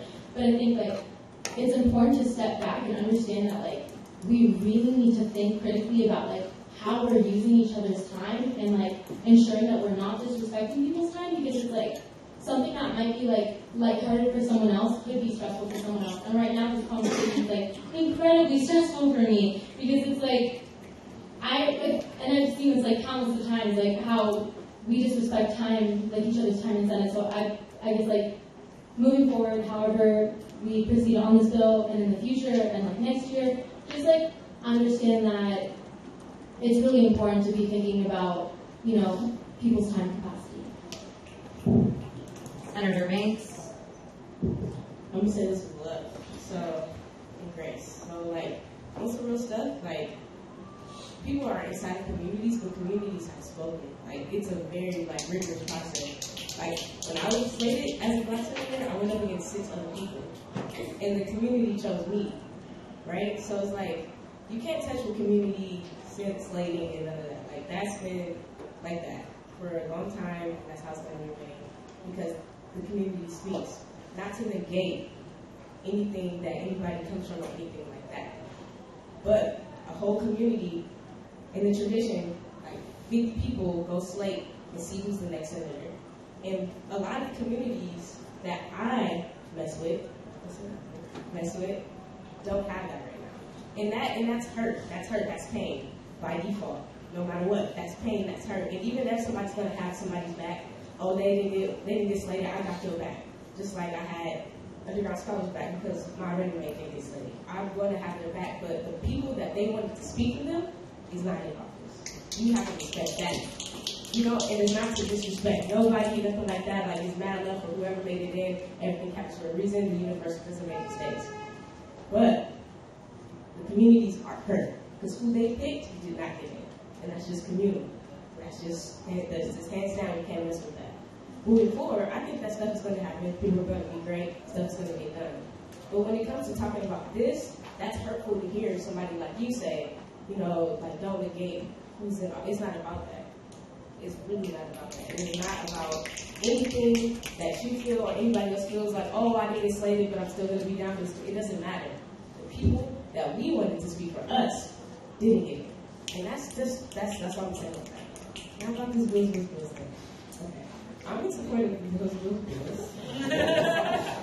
I always tell everybody, like, this is really deep. Like, the conversation I'm having right now, I know you're talking to everybody, like, this is really deep. These are all really good learning experiences. I had some really dope learning experiences with all y'all. I think that y'all all are great. I have had a lot of differences. We had a lot of heart-to-hearts, a lot of, like, you can't do that, a lot of all that. And I really appreciate all y'all.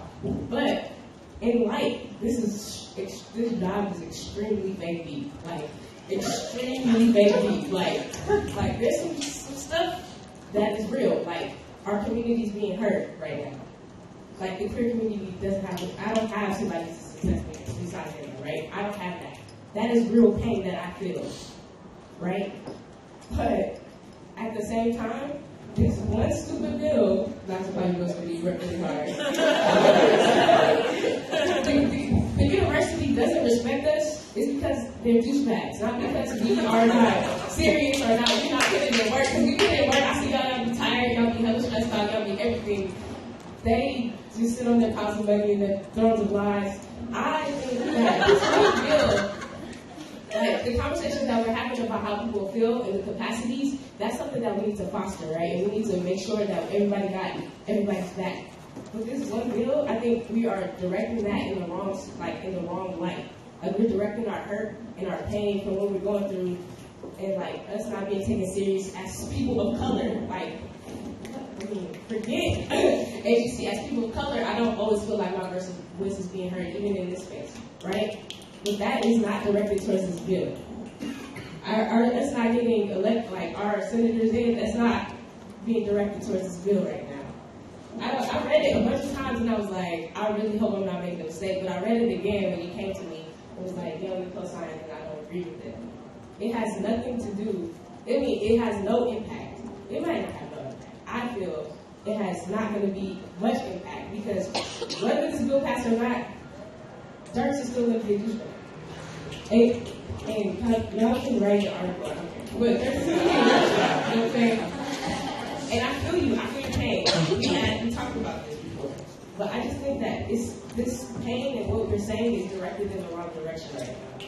Like, this bill has something to do with it, but not, we don't have to, like, have a long ass conversation about this because our hurt and our pain is what we feel. It's not really related that much to this. Senator Sheik. I'd just like to echo a lot of people here. We're spoken about not for the same people, but a lot of us talked about the importance of voices being heard, and a lot of things we're going to have a lot of emotion because it's been an emotional time here for people. What I'd like to say about the bill is that it's not looking to discredit the ASUC. It's not looking to discredit the work that we do. What it's saying is, I'm going to use an example here because I want to give credit where credit is due. Housing is an issue in the Berkeley area. We can pass a bill that says housing is an issue. That's not going to do anything. But going out there and doing the work that we're doing, going out there and getting attention at the city level, making the commission a thing, making the students' voices be heard, that's the real work we do. The meetings we have on Wednesdays and Mondays, that's not what being a senator is about. It's about being represented at a city level, it's being represented at the administration level. So we can talk about how this bill is in support of bills or whatever that may be, but the point is, we can pass as many bills as we want, but the real work that we do isn't in this room. It's when we go to California Hall, it's when we go meet with administrators, it's when we go to Sprout Hall. So if you want to be a great senator, this is for all the senator-elects as well. is you do the work outside this room, and that's the main thing I'm trying to say with this bill. A piece of paper doesn't mean anything. Thank you. Senator Morrow? I'd like to introduce a quick amendment. To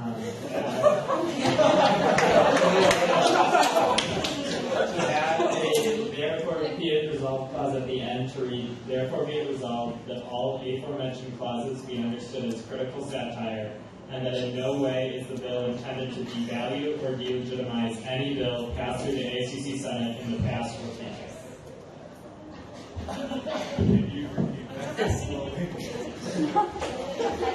Is there a second? Is there any objections? Is that an objection? And if you object, I can open it up to discussion on the amendment. I just want to be able to talk.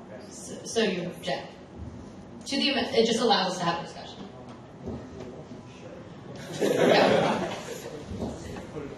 Yeah. So you want to? Yeah. Therefore be it resolved that all aforementioned clauses be understood as critical satire, and that in no way is this bill intended to devalue or delegitimize any bill passed through the ASUC Senate in the past or in the future. I'm going to give it to Senator Yave first, and then Senator Burns. Okay. Thank you all for sharing your thoughts. I really do appreciate it because it helps me challenge myself to think as well. Okay. I have like a couple of things written down because I get like flustered when I talk. Anyways. So I would say that a lot of folks have talked about the intent versus of the bill. But then I think it's important for myself to understand the impact on the bill, and I know the impact can be different for different people. For myself, as someone coming from, first thing, I wanted to thank you for sharing what you were saying, Andre. In terms of what I was saying about the bill community, I spoke specifically about the bill community organizations. And a little bit about what EB said is that the 8 bill community organizations all choose someone to represent the 8 org's interests. And I'm not invalidating those who identify as bill who are going to be in ASUC next year. I just want to acknowledge that first because that identity is really important to me. In terms of the impact of the bill, I understand that the intent of the bill is to get us to breathe, laugh, things like that, and get us to not take ASUC as seriously. However, for myself, the impact of the bill is that with ASUC, it's a very important space, like I said, for things like Filipinx Cultural Night. And I would like to be able to laugh and such like that, but I think being able to laugh is a privilege.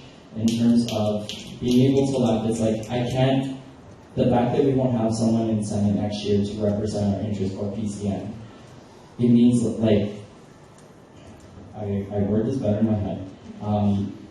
I can't detach myself from my identities and be able to laugh like, oh yeah, ASUC, ha ha. But then like next year we won't have someone to advocate for PCN, and it's like having that space to like be able to figure out what it means to be Filipino when it's like that's been erased from like all our history books, all of these spaces like past. For example, I'm getting emotional and I'm trying to process, but it's like. I wish that I could walk away and like be laughing about ASUC, but the thing is I can't because the ASUC is a space that with PCN we've had to fight for that so many years, like 40 years we've had to fight for that, and now to not have someone be able to advocate for it in Senate is really difficult and really hard. I wish I could laugh, but I can't because this means a lot to me and my identities. ASUC Senate is a privilege, and I wish that more of us realize that because it means a lot to me when we want to have someone to be able to talk about why PCN is so important. And it really hurts me when I feel like people are utilizing that privilege for their own humor when some of us don't even have that privilege. So that's really difficult for me.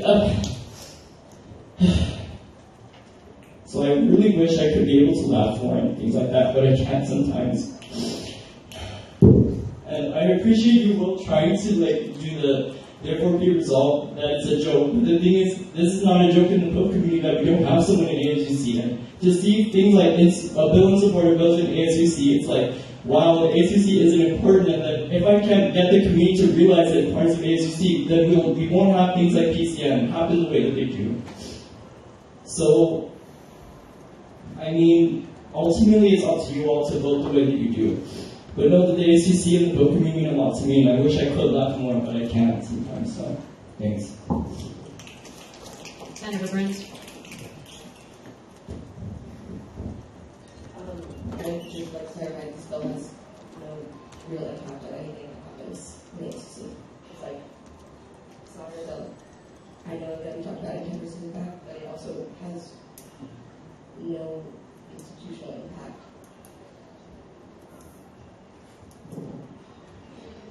I mean, don't pass the bill.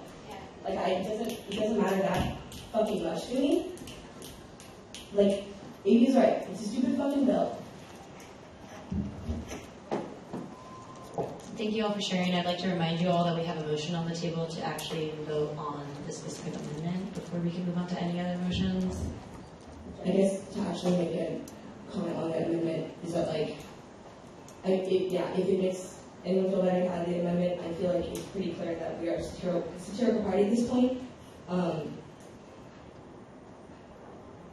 Is there any motion to, if anyone has any other comments, we can move to vote on the amendment. Okay, so we'll move to a vote for the amendment unless anyone has a specific comment on this amendment. Okay, so all those in favor of this amendment, please say aye. All those against, please say no. Motion fails. Senator Dean. Motion to withdraw a bill, resolution in support of bill, new bills or withdraw. Is there a second? Second. Any objections? Motion passes with unanimous consent. SR 78 is withdrawn. Moving on to the next. Senator Sorry, Burns. can I motion to take a 5-minute recess? You all can have a 5-minute recess. Please come back at 9:15. And I will be taking roll call then.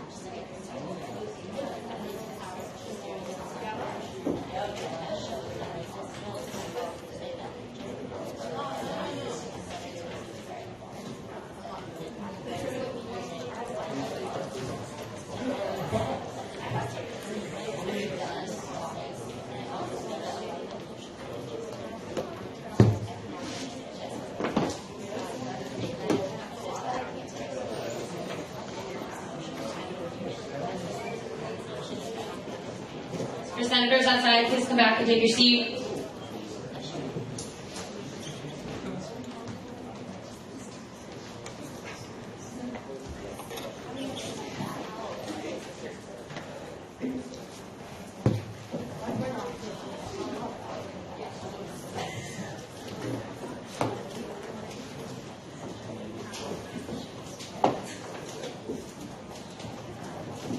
Cool, let's do a quick roll call. Will Marno. Smaya Dean. Sheena Paul. Rachel Schuster. Karthik Prasad. Grace John Kim. Cosmo Salinas. Benedict Yave. Alicia Lau. Anshul Chud. Zoe Bruns. Wes Adrianson. Christina Rashidi.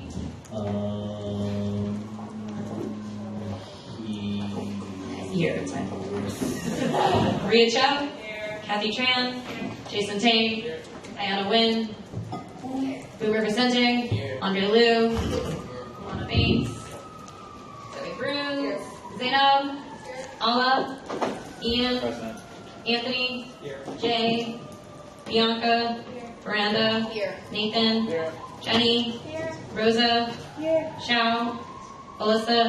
Benjamin. Monsoon. Guillermo. Rigel. Annie. Wesley. Chris. Helen. All right, moving on to the next order of business, we have immediate consideration, the inter-semester committee discussion and appointments. So we'll be doing 20 minutes for this discussion. For all of you, I wanted to give you a brief update. I know you all got an email from me, but basically this is a brand new committee that has been created by Attorney General, and the idea is to have a committee meet when we are on large breaks, which is basically the summer session as well as winter break. The idea is to make sure that discussions are still happening, and when big discussions and decisions are being made on this campus, it's not just going over the ASUC's head, which is what we have seen in past during the summer session. It's a pretty loosely written bylaw, meaning that we can create this committee in terms of size as what we see fit. So what we do this year will very much determine how following years look like. Based on the bylaws, we need an even number of members appointed to the committee, plus the EVP, so you'll have your odd number for voting.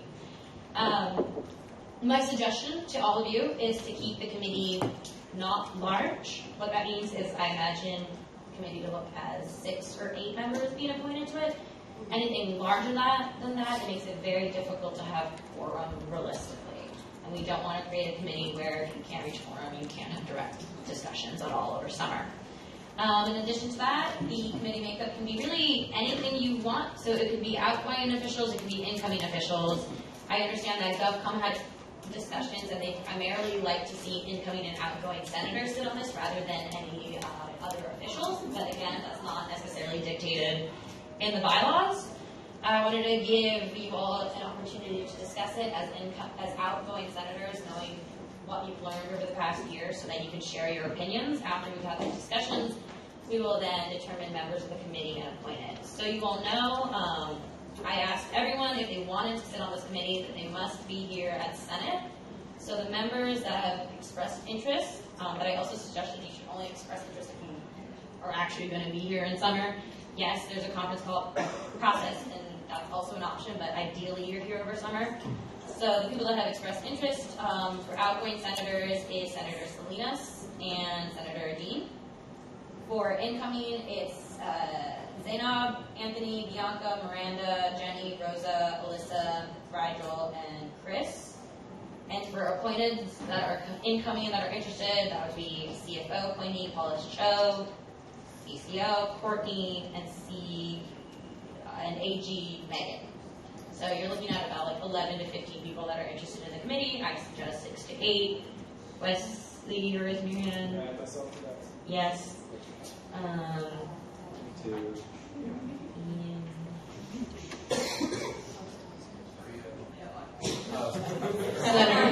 Okay. Is there anyone that didn't hear their name that's interested in sitting on it?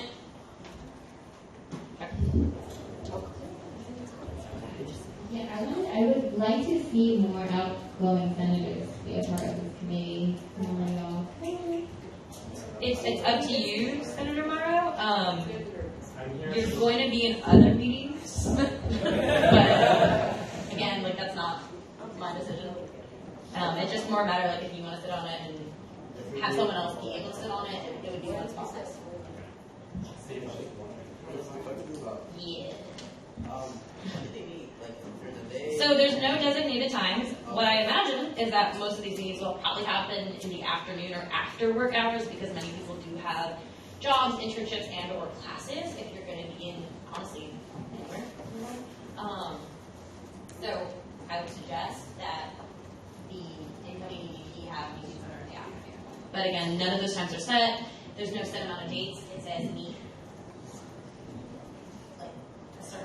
There's no certain, you don't have to meet 2 times, you don't have to meet 5 times. It might just meet whenever there's relevant discussion happening on this campus. So, for example, if your OP and EVP think there's a really important conversation happening right now within administration regarding OSI, they might call a meeting. So it could be once or twice in the entire summer, it could be 5 times or more. Questions? Do you want to add your name or? How complicated is like the telecom method? Have people actually done it in the past, or no? It's a discussion to have.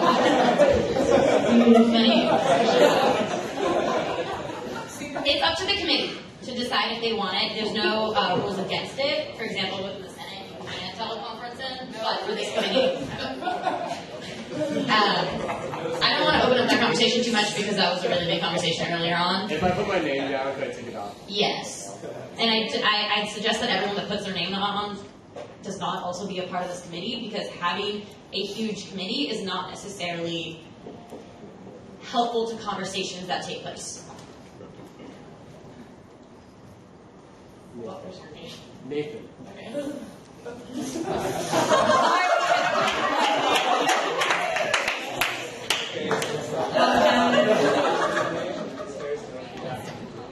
Everyone's names when I ran, but I didn't this year.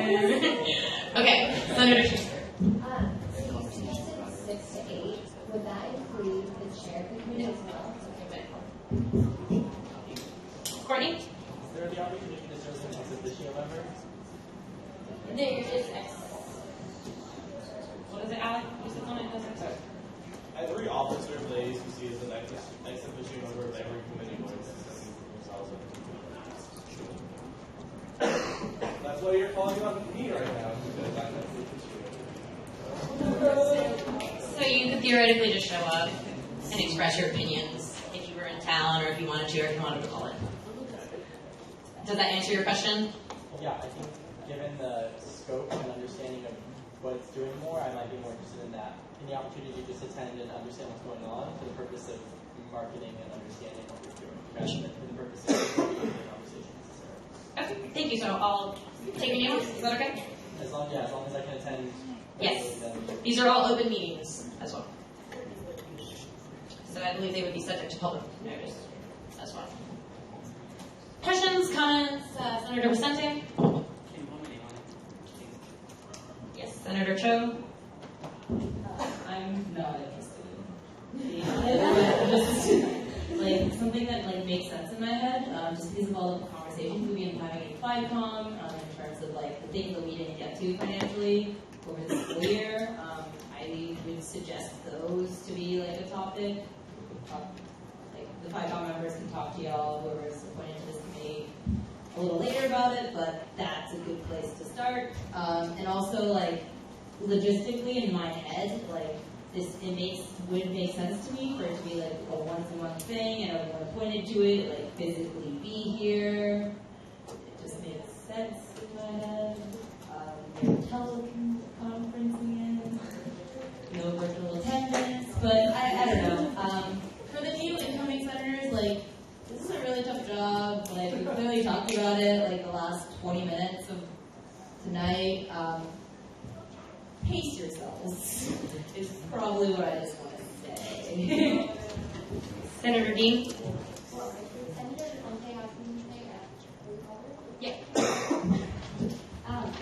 Yeah. Just kind of piggybacking off of Senator Cho's statement regarding like FICOM stuff. That's one of the reasons why I primarily do want to sit on this committee, to make sure that some of the content that we discussed does get addressed in the summer. However, I do wish that there are other outgoing senators that can, if possible, join this committee. Otherwise, just the composition, the dynamics in my head don't really work, and I don't. Like, if it comes to the point where it's just like Senator Salinas and I would just rather like come to an open meeting and let them know that these are like FICOM issues that we want to address, and like I'm available, I'll be here all summer, but I wouldn't want to sit on this committee. Just being transparent. Senator Prasad?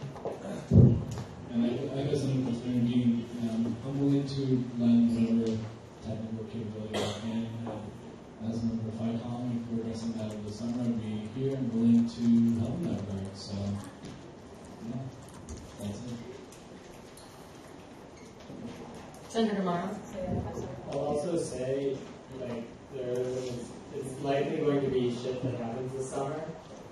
So if you are in the area, especially outgoing senators, it would probably be a good thing to be on this. I'm probably going to want to talk with some people about some stuff. Senator Cho? Could you put a list of like who's interested up on the screen, or because it seems like there's 4 or 5 outgoing senators that are interested. 4.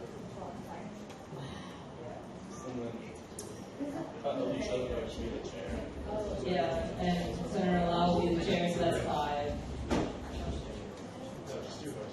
Okay, 4. Give me a second, please.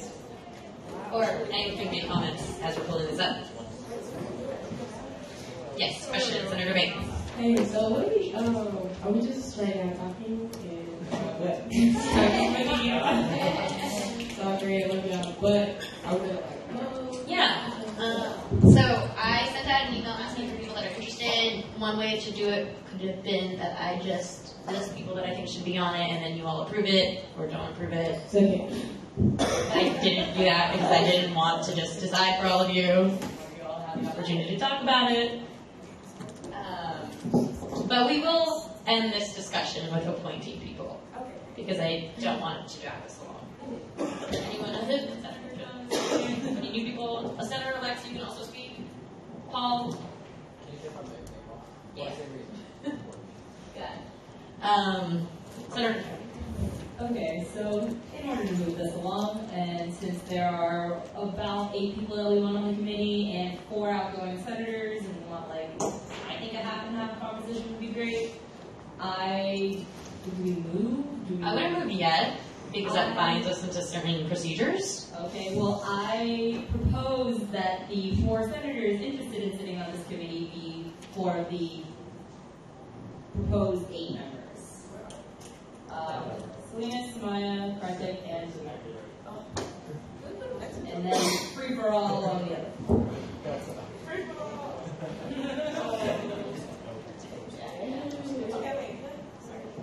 Senator Prince. Hey, so can we be specific about some of the conversations that they have so we can be better about These conversations could be anything. Part of it, I would say, you could have honestly very serious conversations. At the same time, you honestly might not. It just depends on what happens over summer and what's relevant to senators. Yes, the execs might be sitting in important meetings regarding OSI, but that doesn't necessarily mean that there would be any decisions able to be made by this committee.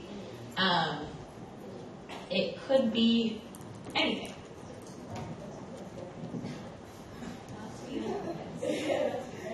Senator D. I recommend that this committee meet at least twice a month, evening hours hopefully, because I won't be free. So I'm going to give the floor to Senator Lau because she will be chairing this committee, and if she has any opinions that she wants to share. Yeah, so actually during the summer I will be a part of it, so in terms of productively, I suggest some ratios and chief staff, so that would be fun. But in terms of the makeup, I think I would not suggest to be 2 times a month. I think that's a lot for people that are here over the summer. But yeah. Wait.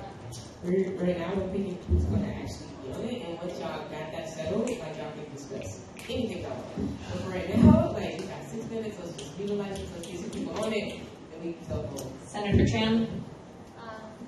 Senator Lau, do you have any suggestions on how you would like the other 4 people to be the senator-elect?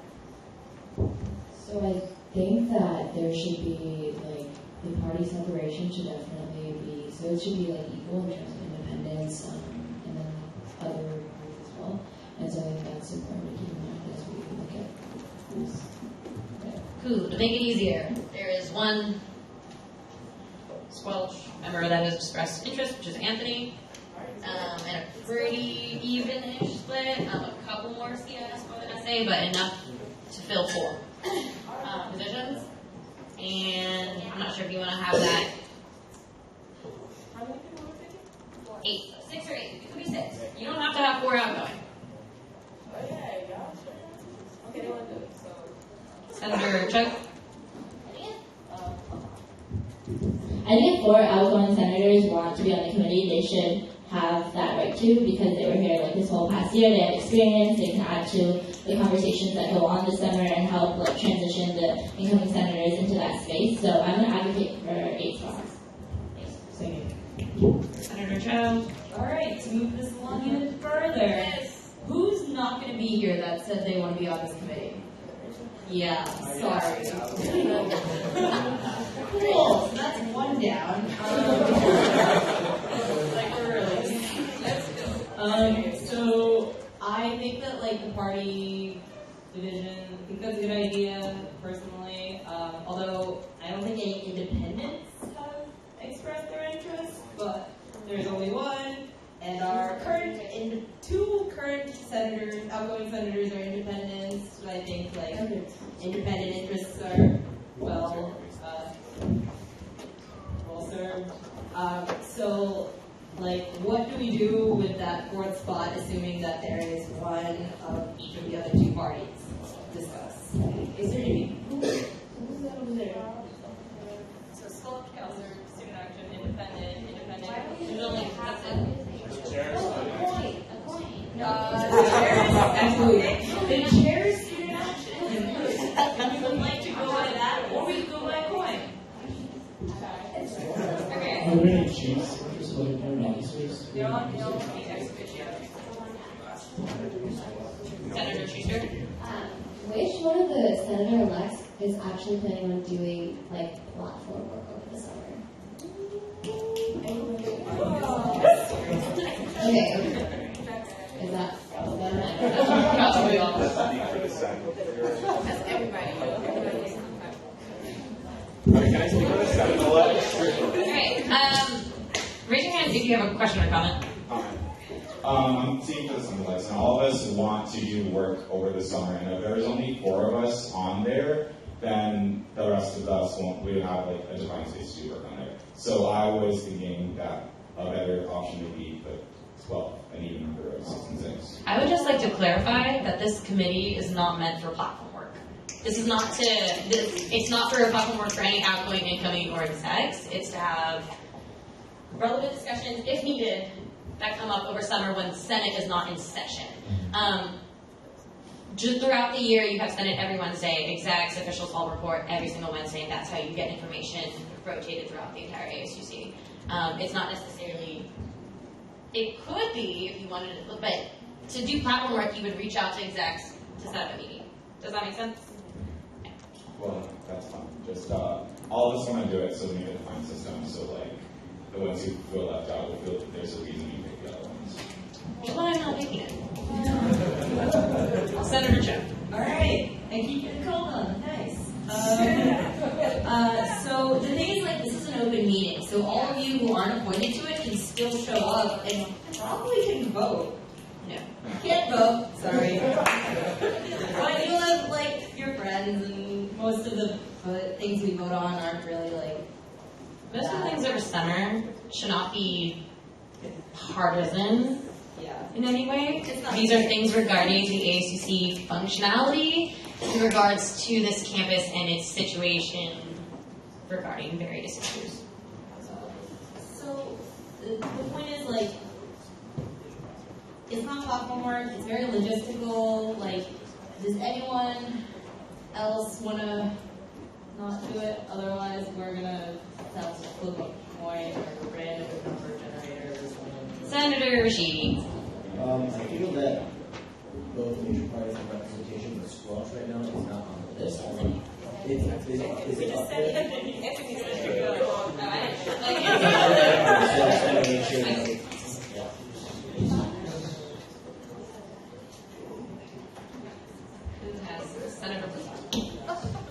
So, there's a community tonight, another week regarding the senators. There's a lot of genuine interest in the committee. We can do 1 or 2 things. I don't want to speak on behalf of the CUP, but I'm going to give a recommendation. So, one, we can either go through the senators and see like which ones are the most qualified, or do a random generator, or we still have one more GovCon meeting to go. We can say GovCon can handle the applicants, or like applicants in either position.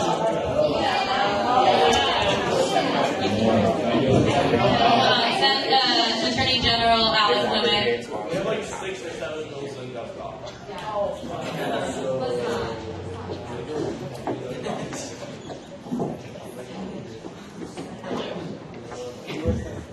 Honestly, I think we should just open it up to a large number if this many senator do have agenda issues, because it wouldn't be fair for us to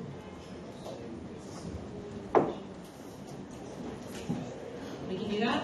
It is also in your power as a Senate class to pick and choose. Senator Dean. It's logistical. Like, if you need to do platform work, like, we'll be here in the summer, you're going to be able to, like, speak to the, executives that are going to be around, and, like, we did the same thing. There was no summer Senate, Yeah, we're here, we're doing work. Like, the meetings are open, and, like, it'll be fine. Like, don't feel bad about it. All right. I'm going to extend time to 10 minutes max.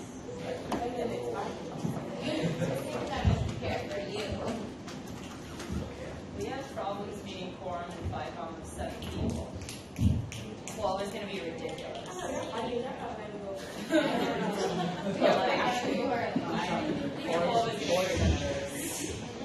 Because there is, a lot of interest, would anyone be opposed to maybe not opening up completely, but opening up to 10 people instead of 8, still an even number? You'll get more people who want to be engaged and want to do work, even, not platform work, just like logistical work, who like just really want to help out. So maybe opening it up to 10 might be better, accommodate more people, with a nice middle ground. Zainab and then Attorney General. Hi, can y'all come to a decision whether or not you want to use a number generator, or you can ask us to testify to why we want to be on the committee, because most of us aren't in the room right now. Attorney General. Two quick things. Could we get a clearer list of who from the senator applies? And the second thing is, I just want to hear people's concerns about quorum, because getting quorum at committee meeting is hard. It'll probably be even harder for someone. The bigger you make it, the less likely it will be quorum. They have to be here, right? No, they don't. Senator Vicente. So are we taking into consideration appointed votes? Because we may need to Speak up, both please take it off. I know, starting off. Probably. Yeah. You should be okay. Senator Yave. No. I have a suggestion. So, first question, what is the deadline by which we have to decide who the folks will be? Technically, by next Wednesday is the Senate meeting. My only caution to you is by pushing it to Senate meeting. It's not like the next Senate meeting is going to be any shorter. Okay. Senator Young. So my proposal is we're having trouble choosing who the next folks will be. I think that if you all are trying to add a counselor person and student action person, you have counselor and student action speak offline. They choose one person each, and then next week we'll have it all squared away. Person A is this person, and person B is this person. So I think that's more efficient use of time, and you get the consent of all the people involved. The problem is that I'm fairly sure, there's like two guys, but one party will have a majority over the other party. Like I said, most issues that are going to, if any topics even get discussed over summer, for the most part, I don't imagine anything being partisan, and this is speaking from my 3 years of experience in the ASUC. Over summer, these conversations that do happen are very related to administration, and I will say that everything I've seen in this ASUC, we are a unified front when it comes to discussions regarding the administration. Senator Morrow. So just two proposals off of that. We could either, you're going to fill one spot with the student action person, one spot with the counselor person. We could then make the 8th spot be one of the appointed officials who is interested. Or we could also consider shrinking it to, there's also the ideas to grow as well. Or the other idea could be if we had 3 senators, an independent, a counselor, and a squelch. But I don't want to make either minor students feeling that you would be kind of throwing out different ideas. But I think the best way forward would be to have a squelch, counselor, student action, and then an appointed official. Or if there's another outgoing senator who's going to be here to have it. Senator Prasad? So this is more procedural than anything else. I know traditionally when we invite people to committees, they have to be on business first and then go into the calendar. So by pushing it backward, we have to call an emergency meeting during the deadline. Just told by Attorney General that we don't have to. Is that okay? You don't have to. Sweet. Okay. I don't know why you put it on. This was a consent calendar. It wasn't her, but you don't need to. Sounds good. Yeah, so you're right. I think the time's right. And we should decide on the party solving it offline, or we use a random number generator as Senator Cho suggested either way. Senator Chug? Can I motion for the parties to decide offline? Can I motion to vote against? You don't really need a motion to do that. Any objections? Okay, Senator Moore. We would need to have some other plan for an 8th spot, or we'd have to amend the bylaw and write out so we need it even number. Okay. Tell you what, because this is taking longer than I expected, and I didn't think that would be that much, of a discussion, I will, again, send a follow-up email to all of you to see if anyone's positions or ideas have changed. And I will also follow up with all of the party chairs, as well as independents, and speak with them offline, and I will come to Senate next Wednesday with a proposal for all of you. Attorney General. So I cheated my math wrong. So the chair of student action, there's two independents on the outgoing. There's one student action and counselor on the outgoing. So then the incoming, to make it balance between student action and counselor, should be one student action, two counselor, one squelch. That can make it balance. What was that? Go ahead and send that to me in an email. I'll discuss that with party chairs, and I expect all senators from all areas to discuss this within yourselves as well. And I will come back on Wednesday to talk to you all about it. Questions? Cool, thank you. Moving on. Closed session. All right, so we will be allowing any senator-elects to stay for closed session, so you do not need to leave. But everyone else,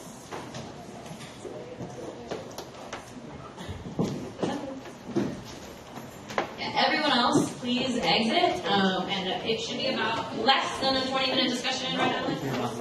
Okay, it should be like 10. You can wait outside. We'll call you back in. Thank you very much.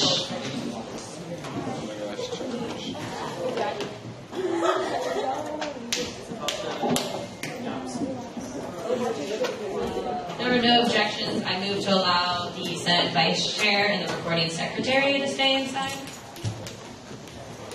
Any objections? Is there a second? Is